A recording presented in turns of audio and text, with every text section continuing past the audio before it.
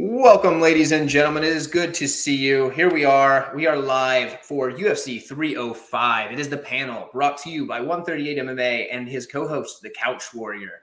We are going to be breaking down this entire card from start to finish, every single fight. I believe there are 12. We are joined by two wonderful guests today. You guys are all familiar with Effie from Any Action Sportscast. He's been here many a time. We have a new face on the channel. That is Jake Gerber, MMA. He is down there in the, I believe, bottom left on your viewing screen. He will be a new one to the channel, but hopefully a mainstay. Dude's great, knows his stuff. He's not the typical MMA capper that you always have on, but he knows the ins and outs, and you're gonna love him. So for those of you that have not already become a fan of his channel, his link's in the description, much like Effie's and of course the Couch Warriors. Okay, guys, we are going to break down this entire card. But before we do that, let's just kind of go around real quick and give their overall synopsis of the card. Let's start with Effie. What do you think about the card overall? You know, how are you feeling going into this weekend? All that good stuff. Dude, I'm pumped, man. I'm super pumped. This is a really good card. I feel like a lot of people could get slept in this on this card. It kind of feels like some of the early fights are, whatever setup fights you can say, and then they get closer throughout the night. But yeah, man, it should be a good card. I'm actually really pumped for this one. Heck yeah, man. Heck yeah. Couch, what about you, brother? I'm hyped for this card, bro. I'm glad we got the panel going, and we got a bunch of good fights, a lot of dog shots. The Izzy Drickus fight is even more dramatic now because Izzy was crying last night for whatever reason. Still don't know what happened. But, yeah, I think it should be a fun card, and I'm looking forward to breaking it down. Yeah, man, sometimes you just got to have a good cry, I guess. I don't know. Jake, how do you feel about this one? I'm excited for it, man. I think that we got some prospects on the card. We got some vets looking to shine. We got Tuivasa. He's an important in an important spotlight here, but mainly for me, the main event. It's got some bad blood to it. Izzy, a lot on the line. Dracus, a lot on the line. I'm excited. Heck yeah, man. Heck yeah. So obviously, we're probably going to have some of our viewers watching or listening to us and watching the PFL. I don't blame you guys a bit. I'll be checking up on the PFL. I'm doing it too. Yep. You know how it is. I've got a pretty good amount of money on Brent Primus, so hopefully he does not let me down. If he does, I will be really bummed out for the rest of this stream. But without any further ado, we can start the first fight of the night, which I believe that is Stuart Nickel and Jesus Aguiar. So Jesus Aguiar, Stuart Nickel. Let's just keep the same order for the first fight. Effie, why don't you kick us off? Tell us what you think. I'd love to hear it. Yeah, man, I'm going Nickel decision plus 135. Haven't bet it, but I do think he wins the decision. One thing I want to say about this fight is, I mean, you guys, watch tape on this guy. It looks like he's small, fighting in like the smallest cage ever, and it really helps him get close, and get those takedowns and get the guys up against the cage. So I wonder how the new, bigger octagon's going to, play out for him trying to get these takedowns. But I think a lot of times we see like prospects come up to the UFC and they have harder times finishing fights. I mean, Jesus Aguilar is like a little gremlin. The dude has like the shortest reach ever and just a barrel chest. But I don't think he's much of a threat, really. He does have, good grappling and everything, but I'm going Nickel decision plus 135 for me. I don't want to pay chalk on the newcomer. Just don't know, obviously what he's going to look like.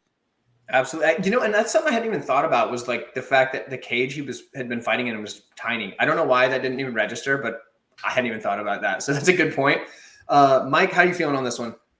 Yeah, real quick before I go, I'm hearing echo from somebody. I don't know who, but it's actually not bad right now. So I don't know if maybe it's just me. But regardless, for this fight, I hate Aguilar's game. I can start there. I think the guy has mid-striking, and it's not fully his fault. He just has a terrible reach, and there's really only so much you can do. Like in the pocket, he's decent. He's got some low-key power, but at range, the dude doesn't have much to offer for sure. And his wrestling's decent. Takedown defense, not so much. Gives up his back. He's scrambly.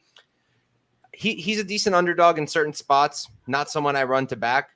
Against Nickel, I don't think he's the worst bet in the world, especially after missing weight by like 400 pounds. Nickel, I think, is good, but to me, he seems kind of green still. I don't know how much I rate his striking. I think the striking looks better than Aguilar's, and I expect it to be better than Aguilar's, but it's against pretty low-level comp, so it's kind of hard to tell.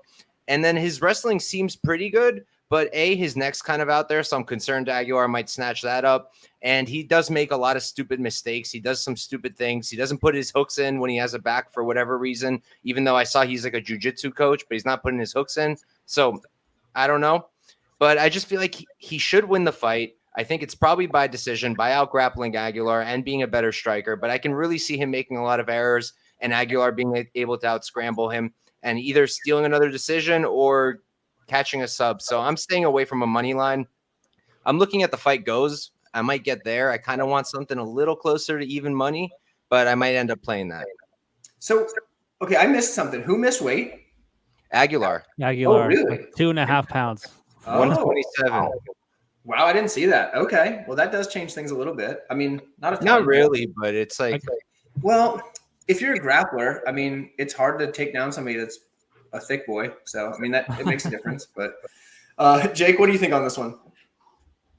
For me, I'm rolling with with Nicole in this one, with Stuart Nicole, man. I think, what I get worried about though is whenever you get a young prospect that's fresh on the scene, big moment in front of his fan base, I get scared. I get nervous because that energy, the nervous energy coming out. Jesus Aguilar, I know he's not a world beater, but he does have power in his hands. I think that people kind of they talk a little bit too much about that because let's be real, who hasn't knocked out Shannon Ross at this point? I think it's kind of been, a little overblown with that. But I think, Stewart's a little wise beyond his years. When I look at a guy that's on the pro scene, what is he, 8-0 at this point? I think that he's got a lot of confidence. I think he's going to be able to out-grapple Jesus in this matchup. He's just got to stay away from that guillotine. I know you brought that up in your breakdowns 1 through 8, but I think overall, I think it's going to be a hard-fought win, though. I don't think this is going to be an easy fight, but I do expect Stuart Nicole.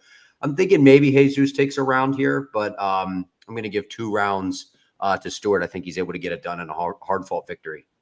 Absolutely. Yeah. So it sounds like we're all kind of leaning nickel, but we kind of want him to prove himself. When I originally saw the matchup, like off the top, just looking at it, I looked at the records and like everything. I thought, okay, with Aguilar being a big underdog, the guy's 2-1 in the UFC. Even if you disagree with the fact that he's 2-1, because a lot of people think he lost that Mendonça fight, rightfully so. He probably lost that fight, but he got given the nod on the scorecards. He definitely beat Shannon Ross. We know that happened. But for me, it was like, oh, wow, big underdog, Aguilar, or decent size underdog anyway. I wanted to be able to back him. But then I watched the tape and I was like, man, I don't think that this Stuart Nickel guy is going to get caught in a guillotine. And Couch Warrior mentioned that he's a jiu-jitsu coach. I believe he's actually the jiu-jitsu coach at the gym Tom Nolan trains at. So it's funny how that works because they're both on this card. Is that a good or bad thing? I don't know. Well, so that's the thing too, because like Tom Nolan has like surprisingly good jiu-jitsu, especially defensively. So like, it's one of those things where it's like, I don't know. I guess it's a good thing. I think Stuart Nichols, he got solid enough grappling. His top pressure, I do love that he implements the leg lace as a way to control his opponents, especially up against the cage. I think he does a fantastic job with that. We're going to shout out Josh in the chat right quick. What's up, dude? We were just watching the Craig Jones grappling together right before I came to do this. So, but yeah, the fact that Nickel is going to have better top pressure in this, I think he's going to win minutes that way. So I got to go with Nickel. But man, like you can't bet the guy in his debut. So it is what it is. It's the way you run it. So sounds like we're all on the same page. We don't need to spend any more time on that. But we've got more fun fights coming up next, and this is actually one that I think a lot of people are pretty big on. It's the Song Canan and Ricky Glenn matchup, and it's because a lot of people are really high on Song Canan this week. Couch, let's start with you, brother. What do you think and why? Yeah, I mean, if you would have told me like a year ago that I'm betting Song Canan at -155, I would have asked you if he's fighting CM Punk, because that's not really something I thought I'd ever do. But look, at the end of the day, Song Canan, he's a solid boxer. Good power. I know he's not knocking everybody out left and right, but he's definitely got power, in my opinion. Decently well-rounded. Not super deficient on the ground. Could occasionally go for some takedowns. Not really his thing, though. But with Glenn, I struggle to really see where Glenn's going to excel here outside of catching Song. Like, if you want to maybe call Song chinny, I guess you could do that. I don't know if I would. I think, if anything, Glenn is the chinnier one. And we're talking about a guy who's definitely got chin concerns, got knocked out 2 times in a row at 155 in the first round, is 35 years old, moving up a weight class, doesn't have like strong grappling that he can go to if it's not going his way on the feet. So then realistically, like, what are we really expecting Glenn to do here? I just feel like Song can knock him out. I feel like Song can win a decision. Maybe I'll end up eating my words, and now I'm going to cash everything except for Song Canan, of course. But I think he should roll here probably. Yeah, I mean, that's been kind of the general consensus on that one, so that makes a lot of sense. Jake, what do you think about it? You kind of on the same boat? Yeah, I'm riding with Song Canan in this fight. I think he's able to get a finish. I think that Ricky Glenn is a little bit on the feet. I think he's a little plotty, and I think that he's going to be in range in this fight for Song Canan. And I just want to bring this up here. I'm looking at it. I got this pulled up. Song Canan's past 4 fights here: Max Griffin, Ian Machado, Gary, Rolando Bedoya, and Kevin Jesse. And that, only one win over Rolando Bedoya. That's a pretty good stretch of competition for a guy that's later in his career. And when I look at Ricky Glenn, I'm like, this just seems a little bit, I don't want to say a layup, but at this point in the career of Song Canan, I feel like this is as close to a layup as he's going to get. I think that this is a good opportunity for him to shine. Yeah, I mean, not much, as far as a difference of opinion I can offer. But the couple points I wanted to point out is it's hard to really know where Song Canan is as far as his skill level, because the guys he's beaten are all like guys with losing records in the UFC. None of them are anybody that's really gone anywhere. But then the guys he's lost to are, like Jake was saying, pretty high level competition. So it's like he's hard to really get a gauge on where he's at. But then at the same time, Ricky Glenn is a guy that's already retired once, but he wasn't able to, get rid of that itch. He wanted to come back. So he came back to MMA. But he started his career at 145 pounds. He's now at 170 for this matchup, which, I mean, I don't know if you guys are good at math or anything. I wouldn't say that I am, but that's a pretty significant difference, 145 to 170 pounds. So Ricky Glenn is definitely not a natural 170er, but he's just gotten older, doesn't cut weight as well as he used to. His durability has been questionable in his last few years. And I'm kind of thinking Song Canan might actually get the finish here as well. So I'm taking Song Canan as well. But it's hard to really know where Song Canan is. And like Mike was saying, like if you told me a few years ago that I'd be betting Song Canan, I mean, especially as a favorite, like, come on. So Effie, why don't you wrap this one up? What do you think about it? It's going to be a sweep on this one. I remember seeing the line come in a little bit this week on Song, pushing it down. I remember thinking to myself, like, am I going crazy, dude? Like, how can I bet on Ricky Glenn here? Who is doing that? But then it's come back up. But yeah, man, I don't think I'm going to get involved betting wise. I do think Song wins. Like you said, Tyler, the natural 170er. And he's shown winning ability on the feet. I do like his striking more. Definitely like his hands more. And there's just nothing from Ricky Glenn where I'm like, all right, I'm running to the window to bet on this guy, whether there's value or not. But Song decision plus 350 if Glenn's tough enough to make it, or if Song just doesn't have enough output and gets clinched up a lot and Mints end up passing that way. But Song decision plus 350 is the only way I bet that fight. But I wouldn't be shocked to finish for sure.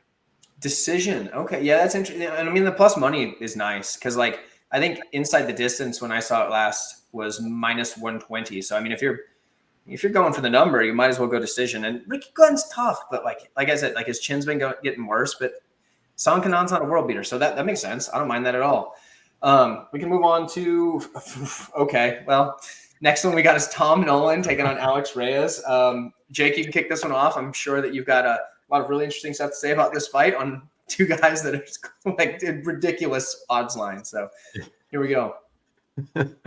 Yeah, I'm riding with Tom Nolan in this one. I think that anything less than a finish, in my opinion, would be a little bit disappointing. This just seems, whenever you got the hometown guy, this just seems like the UFC's kind of teeing him up for a great performance here. And Nolan's a guy that I've had my eye on here. Came in 2023 on the Contender Series, gets a finish. And then that first fight inside the UFC on that fight night where he lost to Nicholas Mata, I feel like that was the learning curve for him. That was a little bit of the wake-up moment, then comes out in the next fight against Victor Martinez, runs right through him. I just don't see Alex Reyes as much of a threat in this matchup. And I think that as good as Nolan is, I just think that Reyes doesn't really provide anything that is very troublesome to Nolan. So I got Nolan I'm going to go first round finish in this fight. I think that if he doesn't get a finish, at least in this fight, I would say that that's a little disappointing. Yeah, I mean, I would even go as far as to say if he doesn't get a first round finish, he's really not living up to expectations in this one. just given the odds, but also like to add to that a little bit, like it's another fight where we don't really know anything about one side because we saw Alex Reyes come back. It was earlier this year. I think it was earlier this year, and that fight didn't last very long. Like that fight was over very quick, and that was the first fight we've seen of him in like 7 years or something ridiculous. Maybe not quite that many, but it was a long time. it was quite a few years. So we haven't seen any relevant information. So like when I was breaking this fight down, like for my actual like breakdown video, I write everything on the marker board. So I can't just like BS my way through something. I have to actually write up stuff that I've witnessed. So I'm like, none of this is relevant. So like, I wanted just to leave it blank. It's kind of like I was telling people with that Nick Diaz fight that got canceled, thankfully, like, what do you even write down for Nick Diaz at this point in his career? It's like the same thing with Alex Reyes. What do you even write down that's relevant anymore? Like the last time you saw Nick Diaz fight was against Robbie Lawler, where he came in like puffed up like the Michelin Man. And like before that, you hadn't seen him fight in like 6-7 years or something.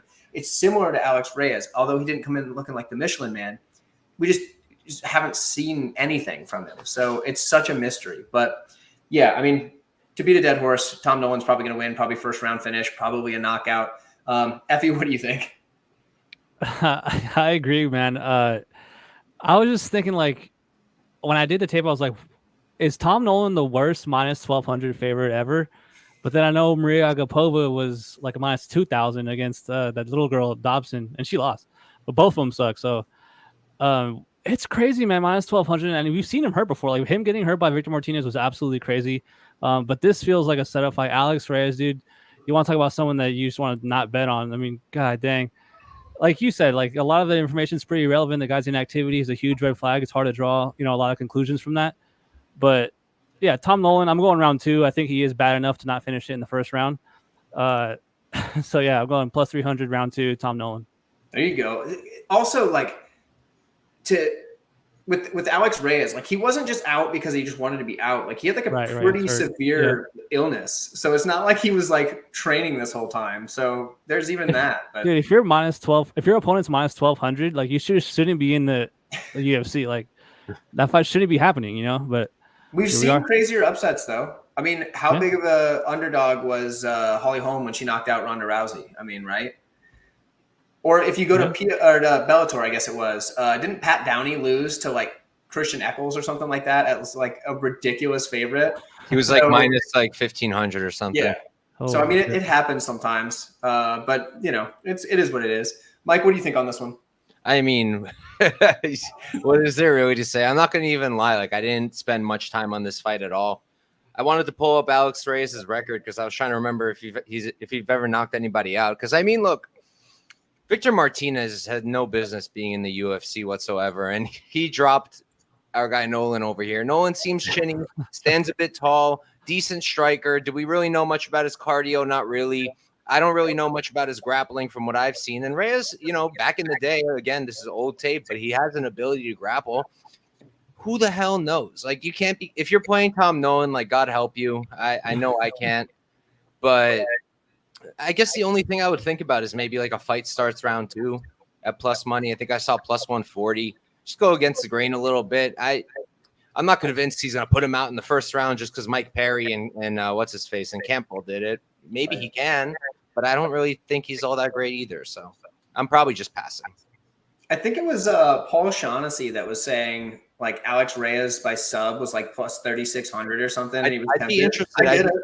I need to look at Nolan's ground game more because, like I said, I really barely looked at this fight. Because his submission defense is good from what I've seen. Like it's going off regional scene though, so then again, like it's hard to say, but whatever. So it's hard. It's like hard to go. Like if Stuart Nickel, his coach, gets subbed in the first round or whatever round, then we automatically bet Reyes by sub. Yep, that dude. I'm actually gonna do that. Like if Stuart Nichols gets subbed by Jesus Aguiar, I'll probably bet Alex Reyes to win by sub. That is actually I will like an if then But we can move on. Looks like I got to kick this one off. What do we got next? We have another really big favorite. We have Jack Jenkins taking on Herbert Burns. Guys, I'm not gonna tell you anything crazy here, but Herbert Burns is live for 3 minutes, and after 3 minutes, he's toast. So it's what it is. It's just the way that the guy fights. He seems like he's getting worse. I don't know. It's a shame to say that. He's very talented in grappling. In fact, he should probably be over on the at the Craig Jones Invitational tonight instead of competing in the UFC. But it is what it is. And yeah, I'm going to go ahead and say that Jack Jenkins probably gets him out of there round 2. Probably round 1 stays safe, minds his P's and Q's, hits a jab or 2, hits some leg kicks, stays outside, and then just demolishes him in round number 2. But that's all I got for that one. Effie, kick it off with this same sort of breakdown, I'm sure. Dude, if I was Herbert Burns, I would take the craziest amount of EPO right before this fight. Because, like, dude, just who cares? Like, just you're going to lose, might as well go out, Juice up. Blazing. But yeah, I actually do have Jenkins KO round 2 as my official pick for this fight, plus 235. I think that's pretty good, man. I wouldn't be shocked to see Burns try to clinch up here, a lot of cage pushing here. And if he does somehow get Jenkins down, we could be in trouble here for, like you said, a quick 3 minutes of this fight. But then, it's like that saying when people say, like, when someone shows you who they are, like, believe them or whatever. Like, Herbert Burns shows that he cannot fight for fucking, more than 3 minutes. So another fight where clearly it's one of those things like, dude, there's no way this card just plays out perfectly like this. Like, it feels so easy, so obvious. All these, like, beginning of these 4 fights are just so, like, one-sided, in my opinion. But I'm going Jenkins round 2. But, I mean, I want to see something crazy happen, but I feel like that's most likely he gets a KO. So, right. And I know, Couch, you're usually the one to kind of buck the trend and be the difference, difference maker. But do you have anything other than Jenkins round 2? I mean, so normally my system play when Herbert Burns is involved is round 2, round 3. I felt a little uncomfortable about it just because I kind of feel like if anyone's going to drag this dude all the way to a decision for no damn good reason, it's going to be Jack Jenkins. So instead, I just played the over 1.5. I got it at like minus 110 or something along those lines, maybe a little better than that, like minus 106, whatever. But the way I see it, same as you guys. Herbert Burns, super dangerous in the first round. If you guys think he's more live than I do, his sub round 1 is plus 2,500 on Bet365. It's a pretty damn good price and the best on the market as far as I know. And obviously it's a possibility. I mean, the dude's elite on the ground. He just doesn't really have the grappling to get it there or the heart or the cardio to keep it going past a few minutes. And then Jenkins, I think he's going to beat up on his legs, what we expect. He's got the better hands. I don't think he's some kind of one punch and you're dead kind of guy. So I don't think he's going to put him out early. And I think he's going to finish. If he finishes him, it'll be in the second or third. I think he does, but I decided to just go with the over instead. Yeah, I mean, that's a fair. The over's going to be sweaty, though, I think. The second round starts. Second round, first 2.5 minutes, I might leave the room, and then I'll come back and see what happens. Take a walk. That's what I do sometimes. When I'm too stressed, I'll just leave and come back and see the result. There you go. That's a safe way. Jake, what do you think, man? I am nothing much different than you all. I think I'm expecting a Jack Jenkins finish in the second round. I think the first round we'll see kind of Herbert, like you guys were saying, the first couple of minutes we see him, he's in the fight, and then he kind of starts to fade. And I don't like to throw the term quitting around, when it comes to fighters, but if there's a guy that gets close to it, we see that from Herbert Burns, and a lot of it, let's be honest, he's kind of living off of his brother's name. And like you said, Herbert does have really good jiu-jitsu, but Jack Jenkins, I'm not picking against a guy, man, that's got a mustache like that and a sweet mullet flowing through the air in Australia. I mean, that's a fly dude right there. He's got some good striking. I love my Contender Series, guys. I love the Contender Series. I love watching a guy that comes in, he's rattling off a few wins, faces a little adversity, and kind of, I think, flying under the radar a little bit. Everyone's talking about Izzy hasn't been around back in, it's been about a year. Same for Jack Jenkins. He's had a little bit of a layoff here. So, but I think where he's at in his career, I don't think it's going to affect him too much.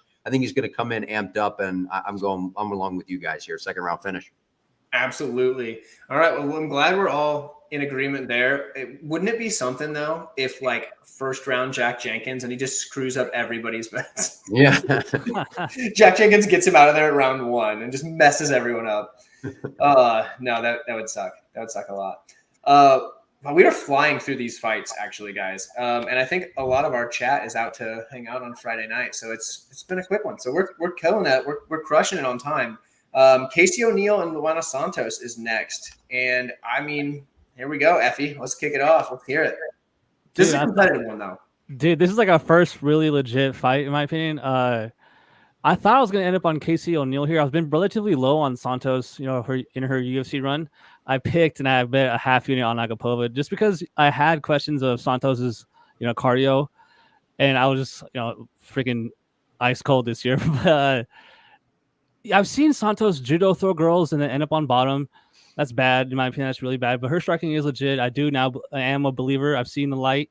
I'm not picking against her this time. I know it's short notice, but Casey O'Neill, I've actually been relatively low on her whole career. And I just don't think she's that athletic, man. I think Santos has a physicality advantage here. Casey coming off that crazy ACL, she hasn't really looked as good since. But I'm going with Santos here. Not crazy confident, but I am going to go with the favorite. Give me Santos decision plus 115. Yeah, and something to think about, guys, is like, do we put any stock into the fact that this is like a 3-week notice, or what? This is like 2.5 weeks notice or something after fighting 3 weeks ago. Like, if we put some thought into that, like, I don't know how I feel about that, but not just that, she's also making a 2-day flight. True. And that's 2 weight cuts in like a month and a half. That's true. And that's like Couch said, that's a long flight. So I don't know how long she's been in Australia, but hopefully it's been a little while. Hopefully it's been more than a couple of days, because that takes a while to get used to. I mean, they're like 14 hours ahead of me, I think. So something like that. That kind of reminds me, that's 2 weight cuts in a month, and they only have 24 hours to rehydrate this card. And this is a side point, but I feel like Santos is harder of a fight than Casey's original opponent. Oh, so yeah. In a weird way, she got like a harder fight, but kind of not really, because the girl's on 2 weeks' notice. Well, yeah, I think stylistically it's a harder fight. I think that's what it really means, but like for me at least. But yeah, Mike, what do you think on this one?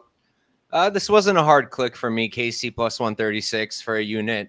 The way I see it, I think Santos is a bit overrated. I too played Agapova Effie, but I think there's many differences between Agapova and Casey O'Neill. And right, look, the way I see it, first of all, Santos, in my opinion, is strongest on the ground. Her judo, whatnot, whatever you want to say. I just don't believe in judo at a high level in the UFC. Like, I don't know that just judo throws are going to continue to be working for her as she goes up and up in opponents. And I think that Casey O'Neill, like, I just don't think it's going to work on her at a high clip. Maybe she'll get 1 or 2. I don't think it's going to keep working, and I don't see her going for a lot of singles or doubles. And I think O'Neill's takedown defense is pretty decent. I faded O'Neill last time against Lipsky, but again, I think that it's just different matchups. And with Santos, I think she's low output on the feet, unless she's fighting Juliana Miller, who has no defense whatsoever. And even then, she looked so sloppy. It was tough to watch. I don't love her striking. Don't love her output. I think she slows down big time. Got outstruck by Stephanie Egger. I think it was the 2nd round or the 3rd. I don't remember exactly. But she did slow down in that fight after that 1st round. And I think that O'Neill has better output, much better. I don't know. I know that she has better output. I know she has better cardio. I think that she's the better striker. So for me, I think O'Neill should have been. I think the line should have been flipped. I think that O'Neill should have been the slight favorite. So it was a pretty easy click. And then add all the narrative of the short notice coming all the way to Australia. The flights are apparently insane. I've never done it before, but apparently it's at least 20 hours at best. And that's if you're not like having layovers and whatnot. And also the weight cuts, right? Like, I don't know about you guys. I like to listen to, you guys know Santino DeFranco? Yeah. Fight Ready coach. I like to listen to his pod sometimes. And he was talking about it. This is months ago or even longer, but he was talking about cutting weight and flying somewhere. And he was saying how it's just terrible on fighters. And it's like really, really difficult. And she's doing that on short notice. She literally just fought recently. So yeah, I like O'Neill here. And then something else that is interesting to note too is like, when you're flying that flight, like I don't think you can do it direct from Brazil. Like, I don't think maybe you can. I don't think it's possible. Like, I don't know of any way you could do a direct flight from there without having to stop and at least get fuel. You know what I mean? Like, that's such a hard flight. Technically fly like to the left, Go to Melbourne, and then they fly over. Oh, really? Yeah. Oh, wow. I don't think you can fly straight to Perth. I think Anik was mentioning it one time. Yeah. Oh, he said he doesn't like doing it. Yeah, that checks out. So yeah, you definitely can't do it direct. So you have to at least like stop at least once. That makes sense. Yeah, there you go. Jake, what do you think on this one? So I was kind of back and forth on this. The UFC did me dirty when I did my prediction video because they didn't update their website yet. So it was the original matchup that I had broke down, but with this, the last minute kind of sub in here with Luana Santos, riding 5-fight win streak coming into this. Casey O'Neill coming off back-to-back L's. Granted, competition, Jennifer Maia, Ariana Lipski. I think that, everything that you guys are mentioning, I agree with. The weight cut, the quick turnaround, all those things. And I think also part of the issue here for me, the reason I'm going to go Casey O'Neill by decision. I think that she's able to get this done. I just think the output of Casey O'Neill, I think her pressure and volume is going to get to Santos in this fight. I think Santos, maybe she, like what Mike was saying, maybe she gets a takedown or two, but I think that's really going to gas her. And the weight cut, I think, is really going to show in this fight. And I think Casey's able to pick at her with the volume and pressure and melt her. There you go. Something to what Mike said, that that Casey has the better volume. I think she actually has the highest strikes landed per minute in the UFC out of everyone. Like, I don't think it's even just like in the division. I think it's everybody. Like, her strikes landed per minute. Like, you could say that if she was fighting anyone at all. I think it's some ridiculous number. So, like, that's pretty good considering she's had multiple fights in the UFC. I think it's like close to 9 strikes landed, like significant strikes landed per minute, which is pretty good. Like for an average. So, but yeah, 8.41. It's what? 8.41. 8.41. That's pretty good. Like, that's really, really good. Because like the UFC average is like 3.4, isn't it?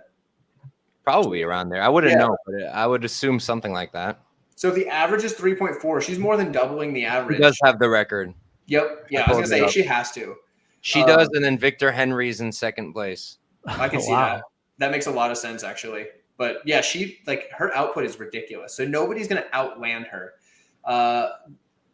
There's another aspect to this too, though, and that's that Casey O'Neill also is coming off of a pretty long layoff. So it's like you have the quick turnaround versus the extremely long layoff.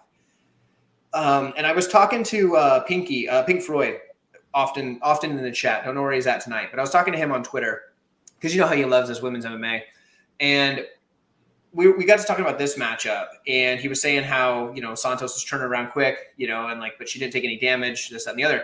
And then I said, well, so it was in one of my like amateur MMA fights, like forever ago. I got a first round knockout in like under a minute, right? So I shouldn't have taken any damage. I didn't take any damage, but like the next morning, I still woke up like sore, like I had done like a grueling workout. And it's because your body just like when you get locked into a cage with someone, the way your body reacts, like you still like wake up sore the next day. So it's not like it's a stressful process. Like, you got to make weight, you got to get in there, and you got to like, your life's on the line, kind of like, not really, but sort of like your body doesn't quite understand that the referee's probably going to save you before you die.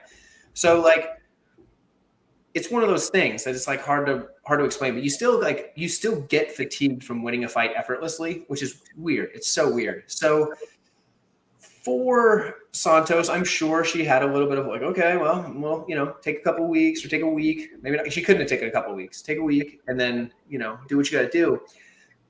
So I imagine she really hasn't done a whole lot of training between her last fight and this one. Sure, she's still in shape. Sure, she's like whatever, but like, I can't imagine with the travel, with the weight cut, the fact that she just finished a fight, that she's done like any training in between. So we could see her kind of gas out quick. However, what I think is going to happen here is I think Casey O'Neill, who has not fought in quite some time, is going to come out very aggressive, as she does. And I think she's going to come across the cage, and her momentum is going to be used against her. She's going to get tossed, and she's going to land hard, and then she's going to get subbed, and it's going to be over too quick because she hasn't shook off the rust yet. It's going to be one of those things where it's over too quick for her to like get her groove back. And I think that's what's going to happen. I think she's going to start too quick for her own good, and I think Santos is going to get it done early. But I think if she doesn't get it done early, O'Neill's probably going to take over. So that's where I'm at on that one. An odd take, I guess. But we can definitely move on. I think at least we had a fight that we could finally actually get some difference of opinion on. It wasn't just like, oh, this person's a massive favorite and obvious. Yeah. Next, this one's another one that's been kind of contentious among the community. We've got Josh Colabau and Ricardo Ramos. And I believe it is Mike's turn to start this sucker off. So, Mike, what do you think and why? I like Ramos to win. I haven't bet it yet just because I kind of want a better line for a guy whose cardio I don't trust entirely and who, look, everyone's screaming that he's a quitter. I don't really understand how getting guillotined twice in a row makes you a quitter necessarily, unless you just think he tapped just to get out of there, which I don't agree with, but to each their own.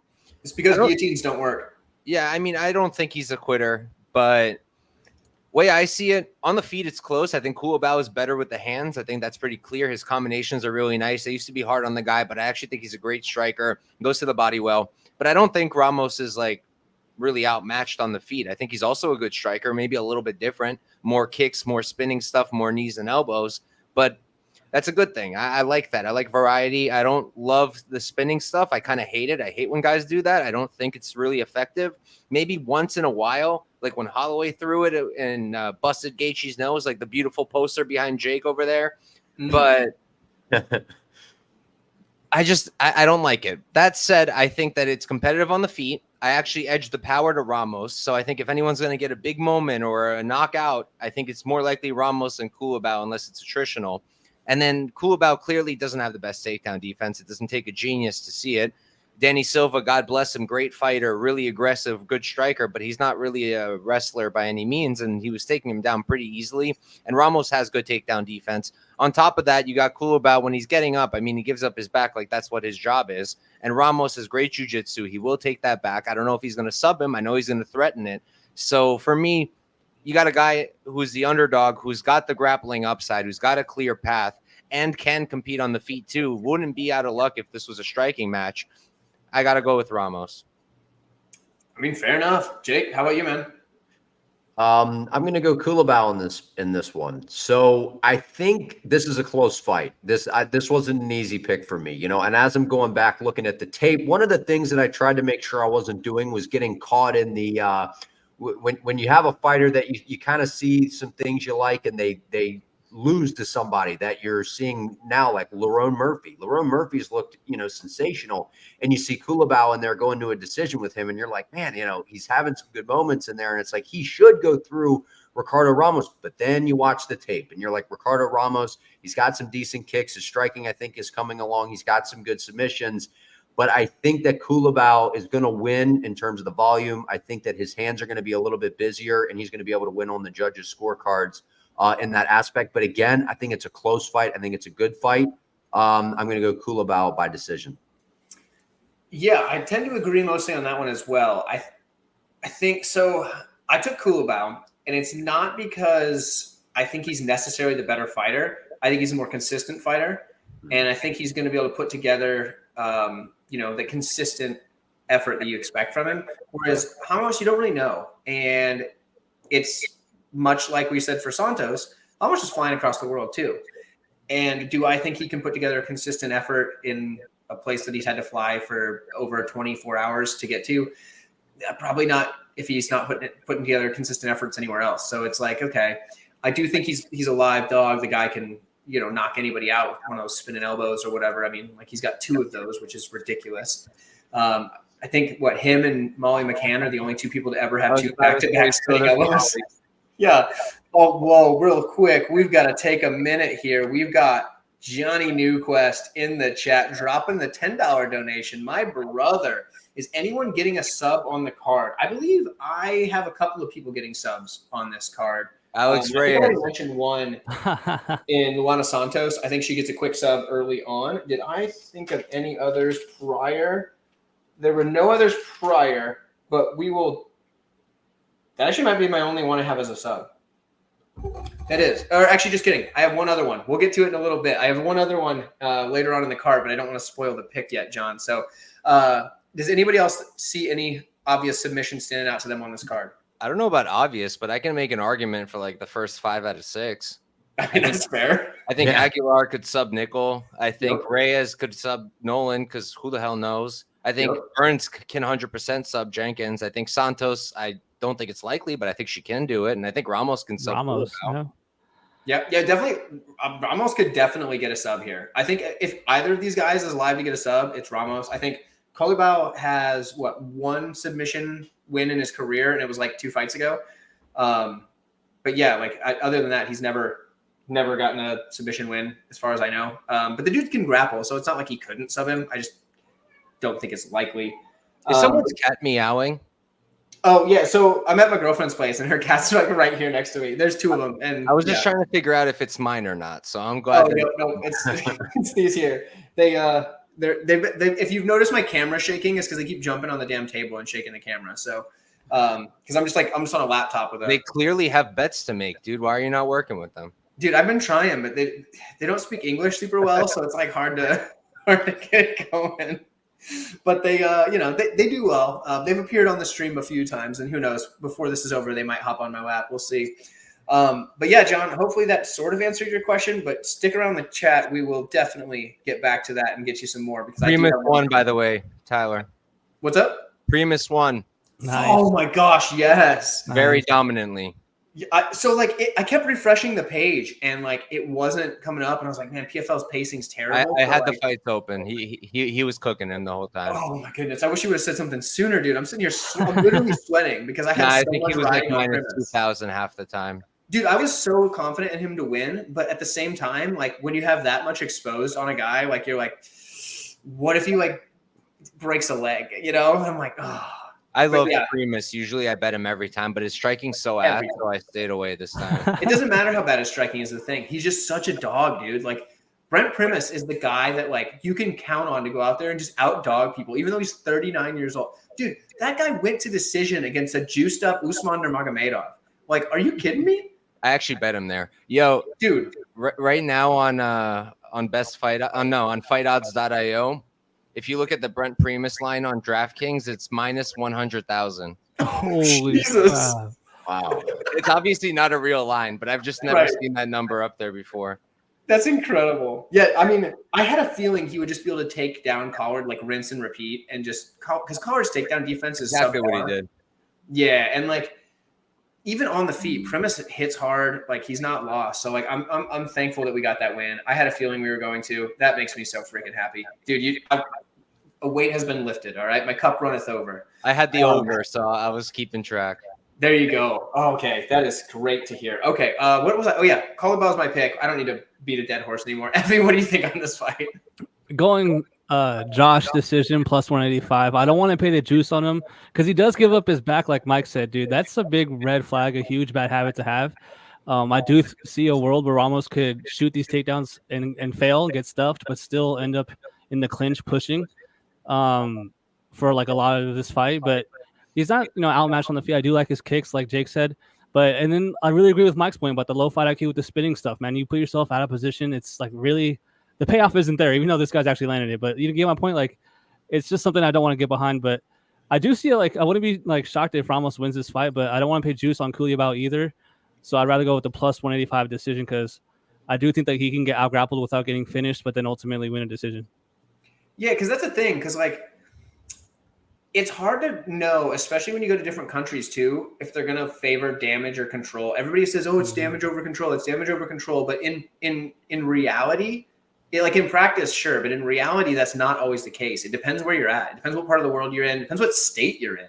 I mean, even in the United States, like just from like what I know about, what you have to do to even be able to participate in an MMA fight throughout the United States, it's different state to state. Like, for example, my buddy made his pro debut not too long ago, but when he was fighting as an amateur, here in Nebraska, they don't really give two craps at all. Like you can't have hepatitis and you can't have HIV. Other than that, they don't care about anything. They're like, we don't care. Like you could straight up go into there on like meth and they're like, yeah, it's cool, dude. We don't drug test. It's fine.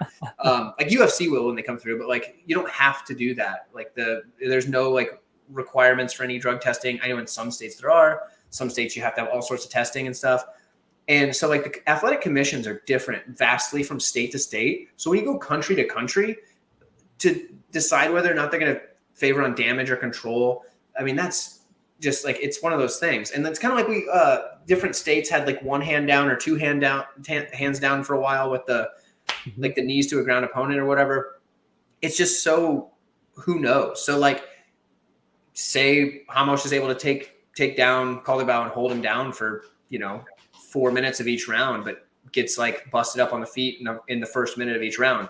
Who wins the round? Is it damage or control? And it's like one of those things where like we'll find out partway through the card, but by then we've already made our stupid decisions, and everybody in our YouTube comments is going to be like, "Hey, dummy, you picked this guy." Yeah. Dude, okay. I got to go on a little bit of a rant here, okay? Because the last 2 weeks, or I think it was the last two fight cards. Maybe not. Let's see. I had Bilal. Everybody said I was an idiot for picking Bilal, and he was a plus 200 underdog. Everybody said I was stupid. I picked Bilal. I said Bilal's going to just outdog him. He outdogs him. I had Toshiomi Kazama over Charles Lampos.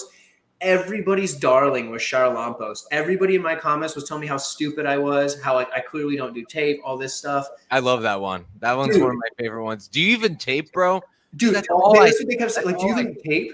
Yeah, and I was like, you don't, because you just saw Charles Lampos Gregorio get ran through by Chad Anheliger. Chad Anheliger ran through this man, and you're telling me that he should be a massive favorite over somebody who, sure, lost 2 fights in the UFC, but to Garrett Armfield and Rinya Nakamura, 2 guys that are obviously pretty good fighters.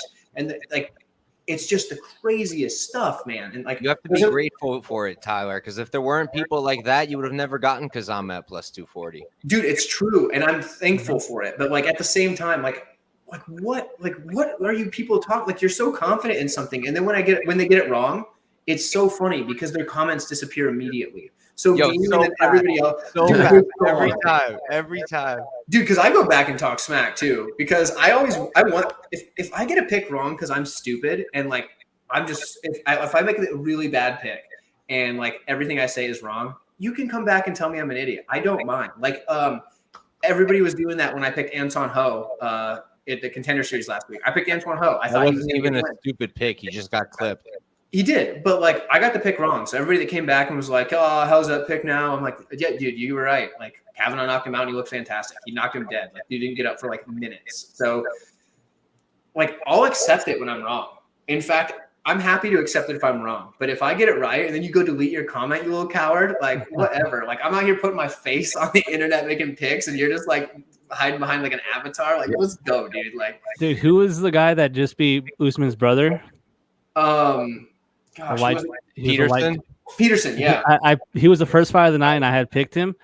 And someone commented, "Picks Peterson, stopped watching the video." Or I saw that. Then he won. I was like, he won every single round, low key, bro. But all right, dude.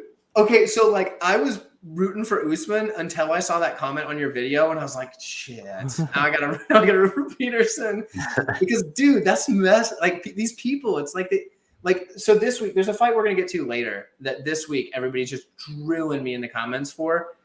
And if I can get a third one in a row like this, I might just have to go on the warpath and like make a specific video just like with screenshots, just highlighting all these idiots. And just like, I don't know if I want to be that petty, but part of me wants to be that petty. You know what I mean? Yeah, screenshot them right when they come in. Dude, like I've screenshot a few already, but like, oh man, it's like, do I get anything out of this? I don't know. What fight are we even on? Okay. Oh yeah, we're everybody made their picks on Colibao Ramos. Mike stands alone on the Ramos side, but none of us seem super convicted. At least we got some more friends here in the chat. There we go. What's up? Yeah, some people forget it's called gambling for a reason. You're darn right, Eric. It is gambling for a reason. You're telling me some people thing is a lock? Yeah, there's no. I mean, there is a such thing as a lock, but like it's pretty few and far between. They don't exist, bro. They don't exist, dude. If you've been to an amateur regional MMA fight, like you would understand. Okay, maybe in amateurs. Okay. Oh my gosh, dude! I've seen some things that you're like, this should literally be illegal. Like it's so bad, but at the same time, you know, like or like So, oh man, I'm gonna say it. So there's a dude that he actually was on Power Slap recently. His name's John Kennedy. He fights as a pro in MMA. But he's from Iowa, but like just across the river. Like he's really close to Omaha. So he fights in Omaha a lot. He literally just comes in and gets knocked out or submitted in the first round every time. And it's like somebody needs to step in and be like, dude, I'm not going to book you anymore, but nobody will do it. And now he's in Power Slap. And I'm like, what? And I think he actually just got disqualified for Power Slap because he like tested positive for cocaine or something. And I feel bad for this dude. Like, dude, what is like every time I see him on the card, I just want to like approach him and be like, man, please just back out of the fight. Like you don't need this damage anymore, man. But like dudes out there still go, like you can look him up. John spelled with Jon and then like Kennedy, like not like the president or former president, but you know, Cocaine Kennedy. Dude, it's ridiculous. Like there are some that are like a lock. Like if somebody was like, hey, like John Kennedy's fighting this guy, like would you literally bet your life to win $1 million on the guy fighting John? Yeah, for sure. Easy. it's one of those things. But yeah, okay, let's see. Mike's picking up where we left off. We've got Walter Walker and Junior Tafa. Before we go to another soapbox, it's good we did. We had to kill some time. We were flying through this shit. So, Mike, who do you have with Walker not Tuivasa, Tafa? It's an interesting fight. It's a super binary fight. It's as I see it. Walker, in my opinion, isn't a good striker whatsoever. I faded him with Brzeski. Still proud of that play right there.